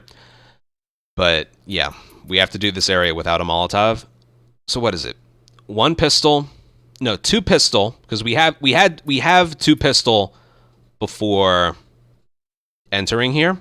And using 2 will get us down to 0, like I said we had to do. and we can use 1 rifle bullet as well. Now, we want the 1 rifle bullet to kill 2 enemies. I forget if I mentioned, but with regards to runners and stalkers, and I think injured clickers or whatever, really just with runners, the rifle, unupgraded, will be a 2 kills in 1 shot to the body, as long as the other runner is like far behind it. However, as you saw, I swapped to 30 FPS for that shot. That's because when they patched in 60 FPS, your ability to get a 2-for-1 kill with the rifle, you can still do it, but it's just a lot more difficult. The frame rate made it so it doesn't happen as often. It has to do with distance between you or the runners between themselves or something. So when you're getting a 2-for-1 kill, swap the frame rate back to 30. It looks gross, but trust me, it will happen. All right, so just like before, the first move we make is swapping to a bottle and then stabbing. Otherwise, again, you get this. Okay, I'm surprised she did that. Hold on. Otherwise, you get this. And then the clicker's right there, and that's a death. So remember, as soon as you move, swap to a bottle, hit square at the last second. And then, right away, you want to pistol headshot that clicker. And then what you want to do here, I'll show you that maybe you can't get the collateral. You can get the collateral in 60, but well, whatever. Here. Look, swap to the rifle, run this way. Look at that right there. That should have been 2 kills in 1, and it wasn't. Right there, see that? That absolutely should have been a 2-for-1 kill. I didn't miss. You just can't really get it in 60 for some reason. I don't know. While Ellie's stabbing a runner for a kill, in between you can swap to a gun and she'll have it out sooner. So I know we're going slow, but there's that. So after the kill, swap to the pistol. Headshot, stab. I use this time to swap to 30 FPS. And then run this way. Corner them in here, and then I think I missed. No, I got him. So normally I would use that time to swap back to 60. Now all you need to do for this runner that Dina's hung up on is throw a bottle at it. And then, all right, I took too long. And then you headshot the clicker. Now what Dina will do behind her, or behind Ellie, is kill that runner as long as it's stunned. She will do that most of the time. But yeah, you got to watch out for that clicker, so you got to do everything pretty quickly. Now, the difficult part of this is definitely the 2-for-1 kill. That probably is the hardest part of this.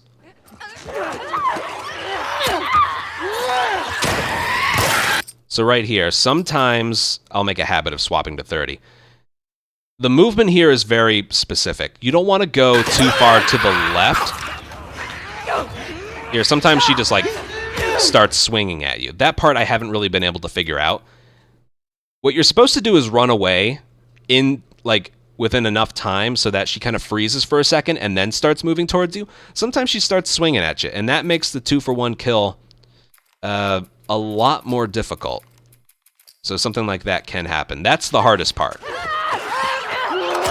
Quick kill. Headshot, stab. See right there. See how she's further back? All right, she sideswiped me. Like I said, that's the hardest part right there. But anyway, something else that can happen there, which is why your movement after the clicker kill is important. If you... All right, didn't happen. Hold on. Bear with me here. Basically, if you go too far to the left after this kill, like this way, this runner will run around this way is what I'm trying to show off. Thank you for cooperating so much, runner. All right, that was a mistimed square prompt. You want to be right on top of this runner when you do this. Like that. Okay, so this runner sometimes... See, if you go too far to the left right away, they can, like, separate. What you want to do is after you kill this clicker, you want to run back this way. And then slowly move left, where you can get a collateral, like that.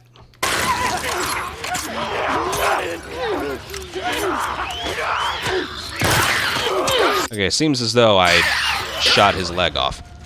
So right here, in this game, I think it only applies to rifles.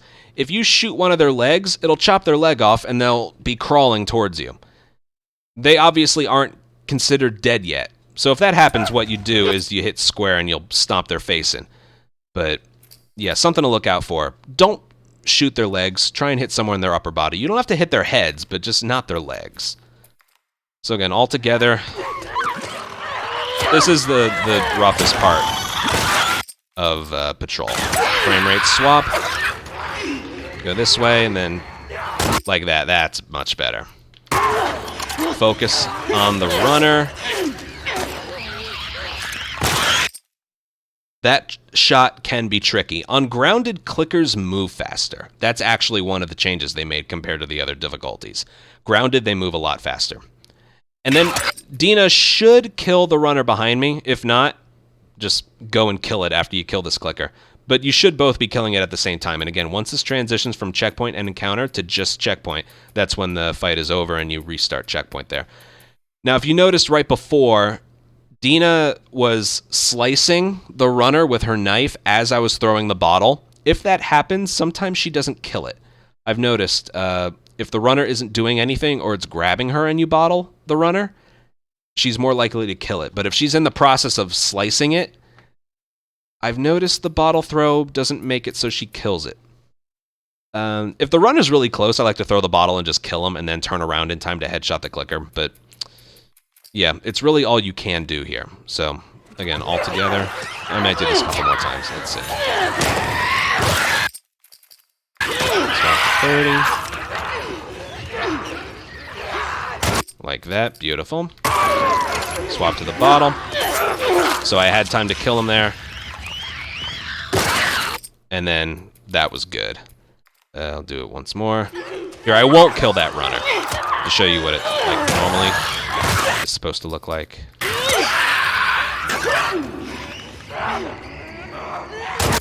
Good.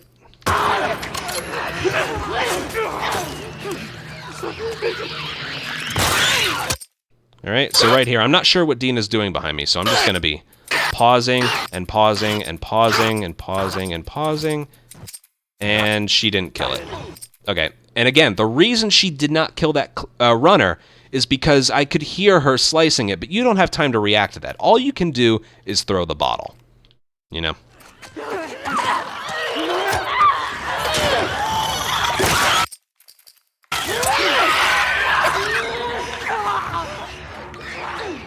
Nice.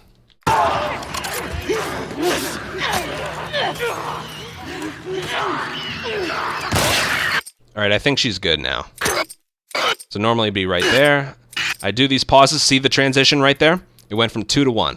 That's exactly what it is supposed to look like. So yeah, tough strat. I recommend a lot of practice, but that's the best we know how to do it. So yeah, again, if you get the collateral, you turn around to throw the bottle at the runner, and the runner is like right in front of you, I recommend just killing it, and then with the bottle yourself, and then have enough time to headshot and kill the clicker. And yeah, that's pretty much it. You can do a normal run here. I just like to do this. It's about the same speed. That's actually, now that I'm here, that's one of the things in Scarlett's video. The other, like, animation here is this. Yep.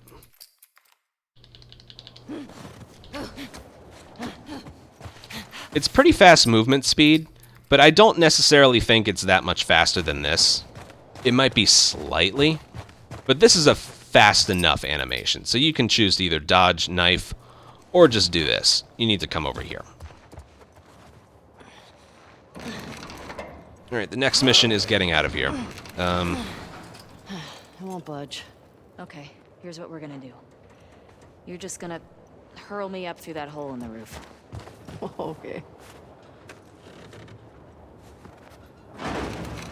If you're fast enough to the triangle prompt, you can glitch out some of the dialogue. Ellie's supposed to say, "Cable here." This'll hold, but we were too fast. Okay, so right here, just aim, walk a little bit forward, and throw. And that's pretty much it. Now, right here, get a bottle. Here I go. That half a rag and 3/4 alcohol in here. Now look, like I said, 2 rifle bullets. This is what you should always have leaving here. If you want to, screenshot it, because this is the last time we play as Ellie and Jackson. 2 rifle, no pistol, bottle, Molotov, medkit. You should always have exactly that leaving here. If you don't, I don't know what to tell you. As part of running grounded, you have to have this much. And you want to have this. Those were the only 2 crafting ingredients we picked up. If all goes right, we should have exactly enough crafting ingredients when we're finished with Ellie's portion of the game. And that's something else I didn't mention. Throughout Seattle, throughout Ellie's Seattle's day 1, 2, and 3, we use 1 Molotov and 1 stun bomb. But we also need another Molotov and another stun bomb for... Wait, hold on. Let me think for a second.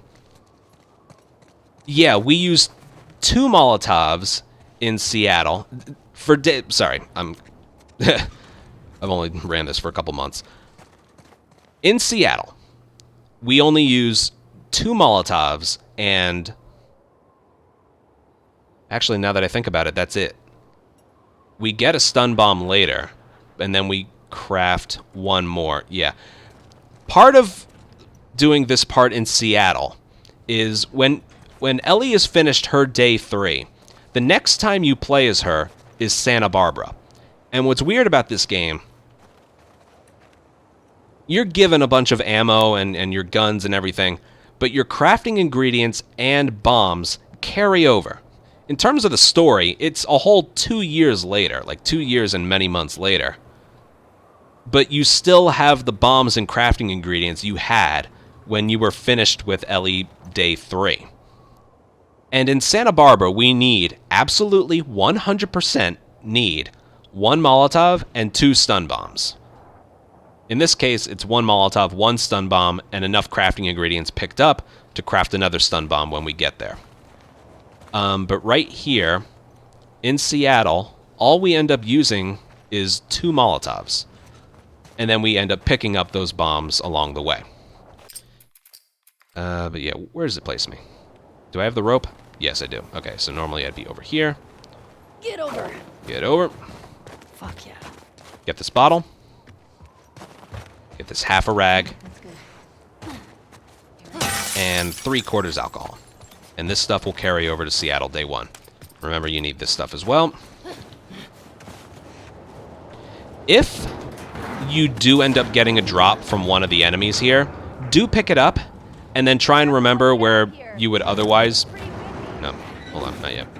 Where you would otherwise pick it up in Seattle. But for right here, I'll show you where you need all this stuff. Okay, right here. You want to stand on this ledge right here. Right on the ledge.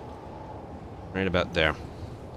And then when Dina is finished climbing up, you just mash X, and then you'll climb up as early as you can.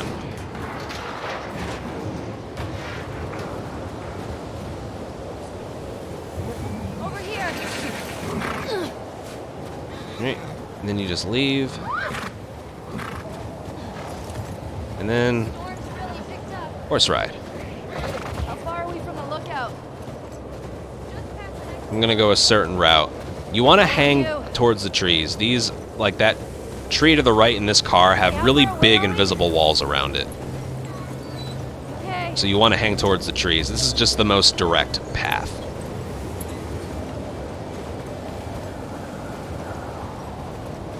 This is getting worse.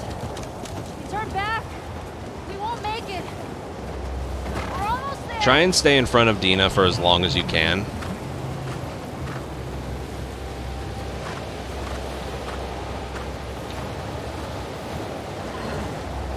What's funny is if she surpasses you really late, you can actually see what she does when she gets here. She just vanishes. Dina!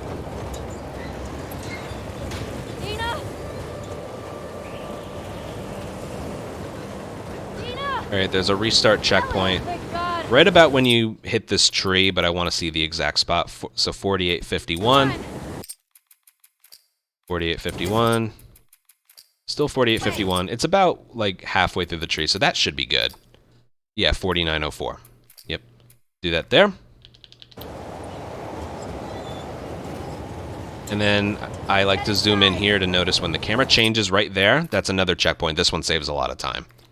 Here you're already like inside the library here. And then use this bottle to throw it through the glass and then go. What's going on here? There will be another bottle in Seattle waiting for us before we encounter anyone, so it's okay. Huh. Right here, you have to read this Firefly pendant with square, Definitely Eugene's place. and then mash triangle to flip it once, and then flip it again, so she puts it away faster. Tommy. When Dina's done talking, you just hit circle. I had no idea. Okay, when you're through this door, They got into some real dark shit. like just through the door, restart checkpoint, places you a little bit further ahead. He said he blew up a checkpoint. Again, if we were Denver, doing like Eugene, a normal timer, killed these 2 probably soldiers wouldn't be worth it, and 2 civilians. but with in-game, it is, all of these are worth it and He beneficial. also told me that he and Tommy slow tortured some big Fedra general. Alright, this restart encounter is interesting here. As soon as you hit triangle the 3rd time, you can restart. So right here. So I just hit it the 3rd time. It worked. And everything's turned on. I've noticed if you go to upgrade the rifle first, she puts it away a little bit faster. So there's that. Okay, this is a weird one. If you, like, hit L1 really, really quickly while you're moving through this area, Ellie will do this little, like, move forward. Here, watch. Oh, hello. Ellie, look at the floor. There's And then eventually, once Dina's done talking, See a way down? or starts talking, you can not here. run again. Come on. But it's weird, she does that little thing. Only there. It's kind of strange. What's he got? Alright, here, you don't even have to hold down sprint or anything. Obviously a sex den. You just go down here, That's why he pick didn't up the tell you jar about on the it. right, and I then hope skip it's a sex cutscene. den. For his sake. He was so lonely, man. You can hit triangle from far away or up close. It doesn't matter. Oh my god. It's weed. That's a lot of dead weed.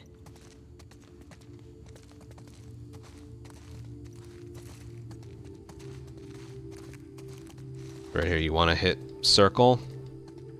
That gets her to put it away quicker. And then skip cutscene. And then...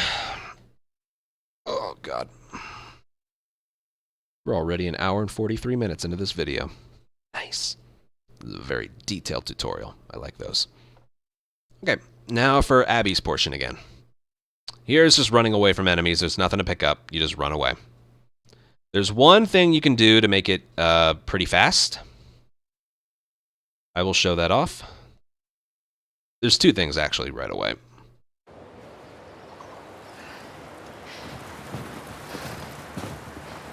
So obviously, you just start sprinting. There's one checkpoint you can hit to place her a bit closer. That's right around here. You literally just want to do it over and over. See the transition from 1 to 2? As soon as that happens, restart checkpoint, places you right here. Okay, so normally what's supposed to happen right here is you slide down this hill. Now that's fast enough and safe enough if you want to do that, but there is something else that's a little bit faster, and that's overcomplicating things a little bit here. But if you angle her this way,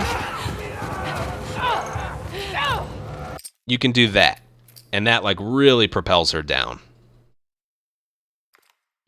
Oh, I hit a checkpoint at the bottom. Hold on. No, I can just restart and counter. That's okay. That sends me back up here. I also recommend, if you're going to do that, do 2 swings. Or do 2 punches. Because if you do 3, this should happen if I do this right. Yes. If you do a third punch, she will die. And it is kind of funny. It's not that bad because it checkpoints you right here. So if that happens, it's not that bad. Don't ever do that on permadeath, okay? But yes, do 2 punches. And it also won't work if you just mindlessly do it. Like if you do it from here, she'll slide down anyway. And if you're too far to the left, same thing. It's the right angle and the right timing. So it's right about like this. See that? Just like that. You save a couple seconds doing that. Now just memorize the route here. You know what's funny? We haven't actually confirmed if this is the fastest way to go. We're just kind of assuming it is. All roads eventually lead to right around here. Okay, up this way. You can just avoid this runner. Abby has like permanent full sprint speed here. She doesn't have her tired sprint. So that makes like running past enemies really convenient. You know they're not going to hit you. Okay, you're here. All you got to do is hold forward here.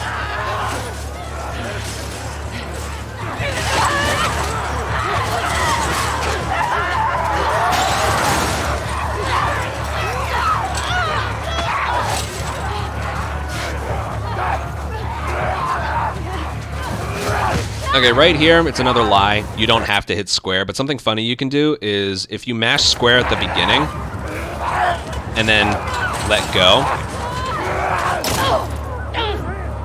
you can glitch out the audio just a little bit. It's just for fun.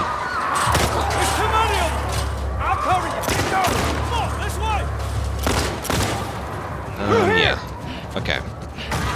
So we're gonna wait for Joel to open this door. And then just go right through. You don't have to be crouched for that one. If you're sprinting, standing is just fine, squeezing through tight space. Okay. You okay? Yeah. So, we have our ammo right here. There's a bullet right there. And the checkpoint for the next area is just to the right of it. So make sure you pick up the ammo before you move right. Okay?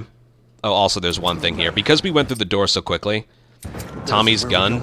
Oh no, it doesn't look like that. Oh well. Can we go out the back? Tommy sometimes has a Molotov glitched into his hands. That's okay. Where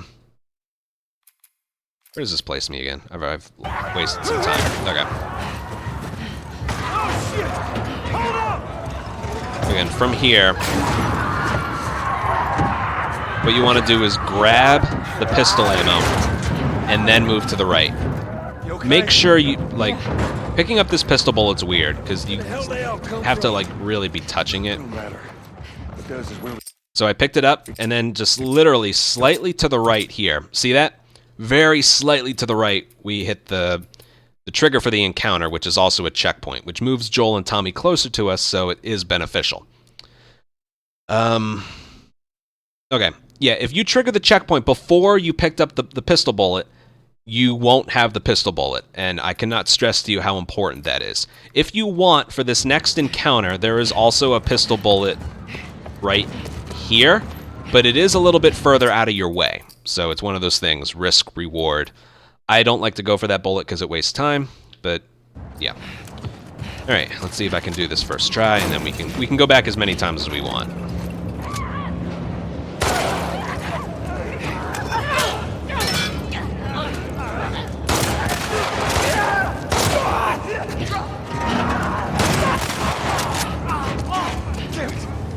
Door ain't gonna hold him for long.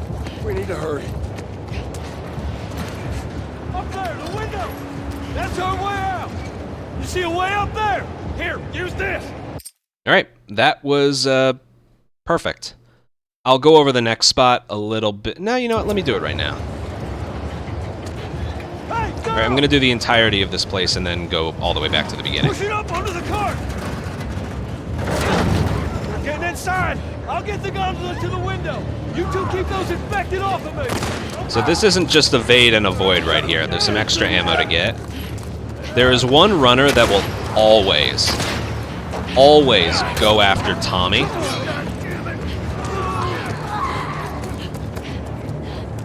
So I wait to see that I'm clear. There's the runner up here. This one, if we don't take care of it, I'll just show you what happens. It goes after Tommy, and then he stops pushing. Yeah, that's loud. As you can see, it's a mess, so. You want to kill that runner before it gets to him. And then once you take care of that runner, you don't want it to ever get Tommy. You don't have to kill anyone. Just evade and avoid. They'll never go after Tommy again. Joel won't get plus signs. You just run around. All right. The main time save in this area is the beginning. So let's go over that, shall we? All right off the bat, there's 2 pistol bullets over here. Oh, I forgot. When you do this area a second and third time, for whatever reason, the runners spawn in. The runners hop through a different window. It's not what you'll actually get in a run. So he hops through that one, sometimes that one. If you do this like your first or fourth time and onward, he'll hop through the middle window. So yeah. Okay, first things first. Get that 2 pistol bullets over there and headshot. And then right over here, there's this runner. So there's this weird thing that we're doing with this melee weapon. If you hit triangle, kind of like what we did before with the throwing a bottle and then mashing square for a quick kill, we kind of do that here, but we do it with grabbing a melee weapon and then mashing. So watch this, if I can get one near me. If you pick it up right away, then mash square, Abby will use her fists, but the damage dealt will be like she has a pipe. So, all right, didn't work there. I think it only applies to that one runner, or sprint has to be held. Oops. Or sprint has to be held down. That's the other thing that makes practicing these areas so convenient. If you restart checkpoint, it'll place you like where a checkpoint was in there. If you want to restart the whole thing, you select encounter. It's very convenient for practicing. So anyway, that melee weapon kill looks like this. Watch my inputs. Triangle, square, square.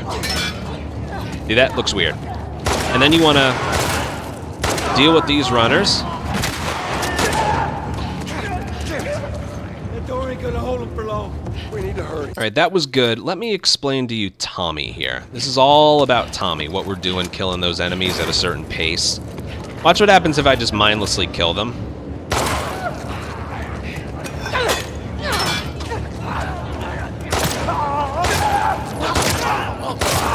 So watch what happens. Watch Tommy. That door ain't gonna hold him for long. We need to hurry. Taking his sweet, precious time. Very sweet, precious time. Then eventually... Up there, the window! Up there, the window. That's the cue you want. So why was he so slow that time? That's our way Well, it out. turns out, You see a way up there? to manipulate his speed to noticing the window, you want to be right around here. This area right around here. And if you kill the last runner at around the same time Tommy is barricading this door right here, and then you like sprint towards the window here, Tommy will follow you. So it looks like this. This is a very strict strat. Headshot. Triangle, square, square. So don't go too far into the area. I like to body shot, headshot.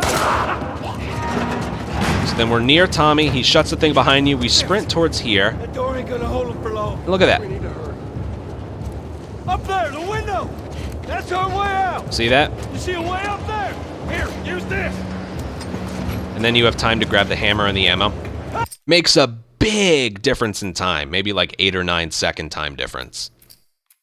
But that only works if you are around Tommy. Actually, while I'm here, I want to check something.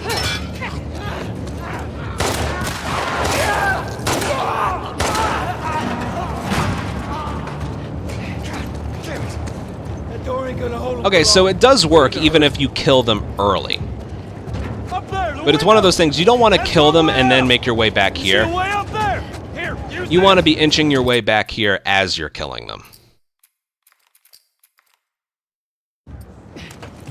So yeah, but it has to do with you being close enough to Tommy that he just decides to follow you after he barricades the door. And you can hear those sound effects. I didn't grab that properly. Okay. Everything after that is evade and avoid the runners and make sure that one runner doesn't grab Tommy. That's it. Joel can handle himself. Triangle, square, square. Get these guys here. Boom, boom. Joel can help as well. And then make Tommy go to right about there. We need to hurry. And then be over here. Up there, the window. That's our way out. You see a way up there? Here, use this. Now, a reason you don't want to make Tommy sprint to the window right away is because then Joel is a little bit out of position and takes a while to say his dialogue. So it's a very fine balance. I'm not grabbing that melee weapon. All right. It's a fine balance between speed and action here. So watch. We kill these enemies properly. Now, at this point here, we have 4 bullets. I like to do a body shot, then a headshot, and then if Joel shoots one, I can just do that. Andre, if I just sprint all the way to the window, Tommy's going to notice it early. All right, he kind of got messed around. Up there, the window. But sometimes Joel can be right here and then just be like, See a way up there? Here, use this. here, use this, and then just be like 4 or 5 seconds slower. So what I like to do Give us a hand with this thing. is I like to bait Tommy to about right here. That gives Joel enough time to get to his spot. So as soon as Tommy's done saying, see another way out, Joel immediately says, here, use this, because sometimes there can be a big time difference. Okay, moving on. Remember, 2 bullets, reload. I like to crouch here. Headshot. Triangle, square, square. I like to body shot. Makes it for an easy headshot. If Joel shoots him once, you can just double body shot him. That door ain't gonna hold him for long. Okay. We need to hurry. Up there, the window. That's our way out. Joel's good. You see a way up And there we go. See? Here, use this. Pretty specific. Again, as for killing these guys here, Give us a hand with I this like to thing. do body shot, headshot, body shot, headshot. If Joel shoots one with a shotgun and he reacts to it at all, it only needs 2 body shots. So that makes it a little bit easier. Push it up under the car. As for this area can get very messy very quickly. I'll get the And it's kind of like sewers in part 1. The more you kill, the game's just going to keep replacing them. An infinite supply of infected. I think there can only be 3 or 4 in here at a time. So you kill one, game replaces it. But there's one runner programmed to go after Tommy. It's like a woman runner in a green shirt. And it's slightly after Tommy says, come on, damn it, move! And he's pushing the gondola. So I like to manipulate these runners so that I'm alone when that happens. So I come over here. There's also some ammo to pick up. Now here comes Joel. I'm going to bait this runner over here to go after Joel. And then I sit in this corner over here. If there's a runner coming towards me, I'm just going to shoot him in the foot. I missed.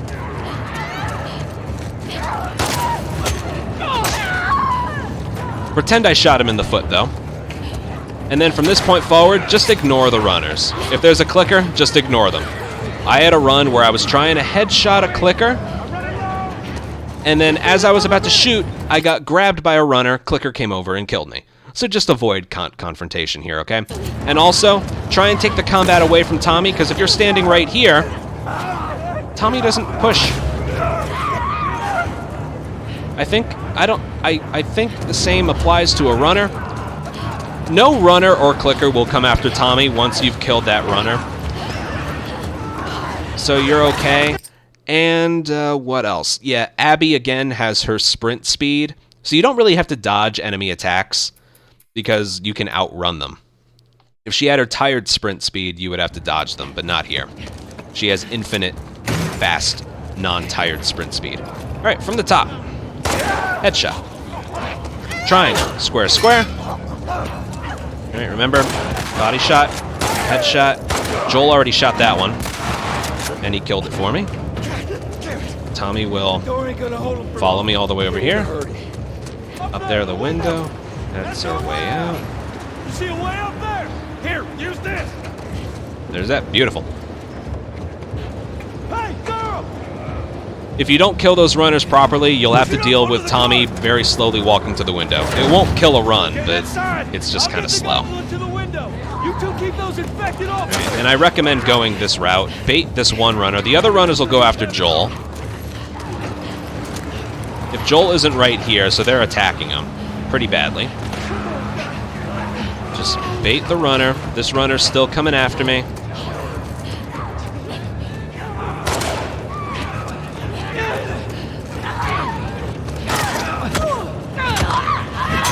Okay, I couldn't get rid of that one runner coming towards me, but you just need to kill that one runner before it gets to Tommy, because that causes more time loss than Tommy running to the window or Joel not saying his dialogue right away. And after a certain number of runners are killed, a clicker will spawn in, which makes things a little bit more complicated, but just keep running. And then when Joel says, "How we doing, Tommy?" You're almost finished. And we should be good here. Yep. And then we're out of there. Oh, I can't do it again. All right. Well, there's nothing much more than that. Yeah. This is a difficult area to get properly. Me, with all my experience, sometimes I get this to work half the time. Like, perfectly. But there's probably a good dozen-second difference in, like, an absolute perfect performance and a couple things going wrong. So it's pretty important. Okay, when the camera changes a little to, like, zoom in there, restart checkpoint, you're already outside. Where are we going? It's this way. Come on. Everywhere. Don't dodge. Don't do anything. Like Joel says, don't slow down. All right, you need to hit square to run through there, and then an immediate skip cutscene. All right, from this point forward, that's pretty much it. The rest is, there's a couple more restart checkpoints, and a bunch of skip cutscenes, and then some slow walking sections. But as for the encounters, that's it for all of Jackson. I'm going to separate these videos into the, like, the chapter days.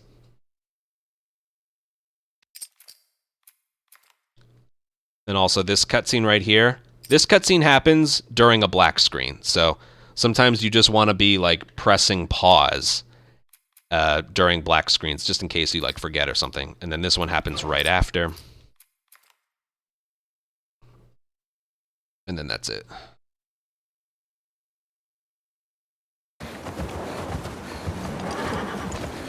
Joel! Tommy!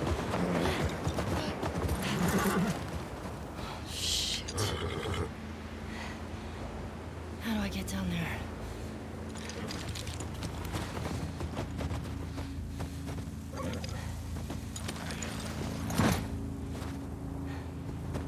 Okay, Shimmer.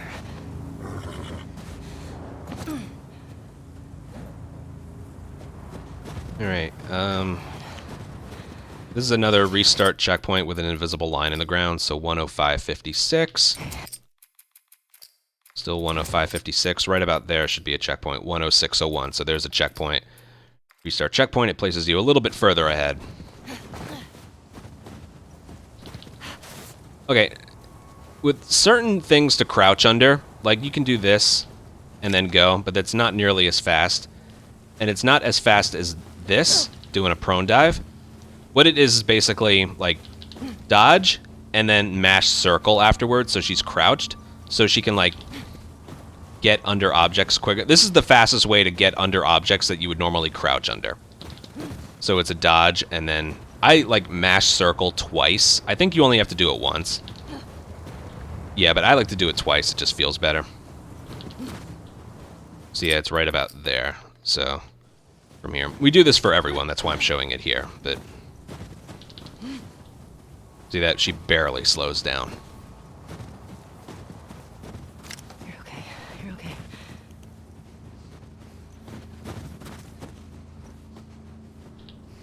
There, I like to let go of sprint, then hold it back down. Otherwise, she remains crouched. Oh. Tommy!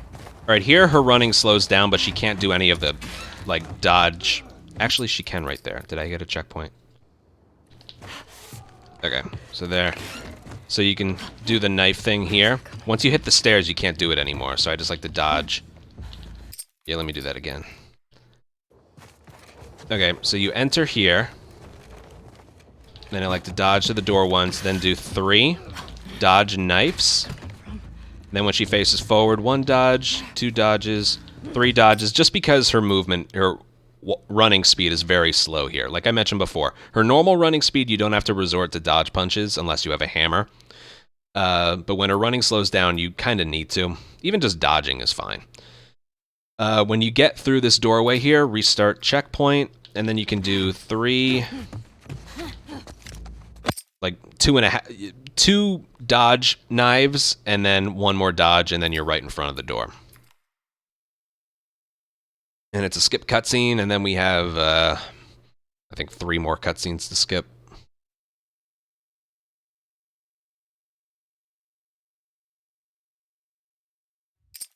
Yep. There's 1.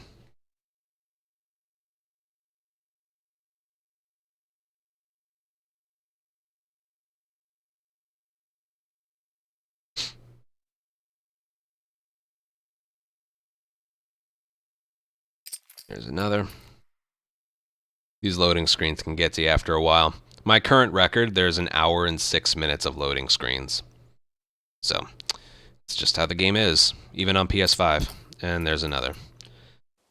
Okay, I've been told by a few people that, like, zooming in Now Maria's got the stables locked down. while walking is faster. You can't crouch, you can't jump, you can't dodge. Not even holding sprint makes her move faster here. Car or horse or There's really no way to speed her up here. You're at the mercy of the game here. This makes getting to Seattle a lot harder. Then it's gonna be harder. One thing you can do here is like get to the right or left of Dina, but that really doesn't affect speed. Just don't want you to feel like you have to. Because then they'll do this little scene here on opposite sides or each other, depending if you are to the left or right of her. But from what I've noticed, it doesn't affect speed. All right, there aren't any restart checkpoints here, but one thing there is, when you make it inside the house, there it is proven that walking while zoomed in is faster. Like totally 100%. Here, I figured we'd want to slip out that way. maybe it is faster, but I can't tell a difference. Yeah, I can't tell a difference. I've seen a video of somebody getting ahead of Dina here. Because if you don't get ahead of her, when you don't get ahead of her, because that happens a majority of the time, she'll go ahead of you on the stairs here.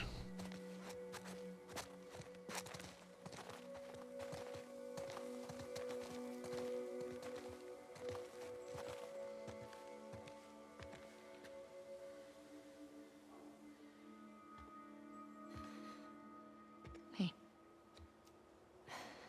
What do you need? I can go get it. I want to do it. Okay. I'm okay. Come on. Right, and right here. This is where you want to zoom in. I'll hang out down here. This is proven to be faster than if you were moving throughout the house without zooming in. You don't have to hold down sprint, just, in this case, aim. And you can't hit triangle prompts while you're zoomed in, so you have to let go as you approach the triangle prompt.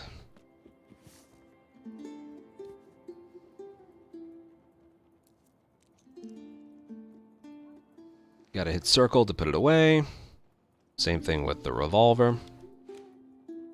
I don't know why she didn't take a shotgun, but whatever. Ellie, can you come down here? Everything okay? Then at the bottom of the first step, we're zoomed in now, by the way. So right here. There we go. Skip cutscene.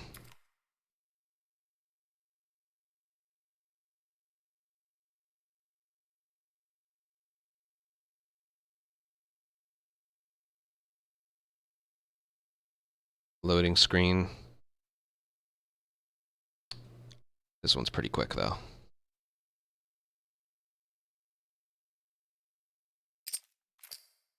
Skip cutscene. And we are in Seattle. But that is where I will stop this tutorial for now. Again, I'll go throughout I'll separate the videos into like the days of Seattle. But yeah, that's so far. I can't get off the horse yet, but we should have the bottle, Molotov, medkit, 2 rifle, and now 2 pistol. Revolver isn't used much in this game. The revolver is going to be used on the bloater at the end of day 3, and that's it, if you can believe it. Kind of a disappointment, but yeah, that's it for this part of the tutorial. Hope you got the basics down, and look forward to the next one. See you guys.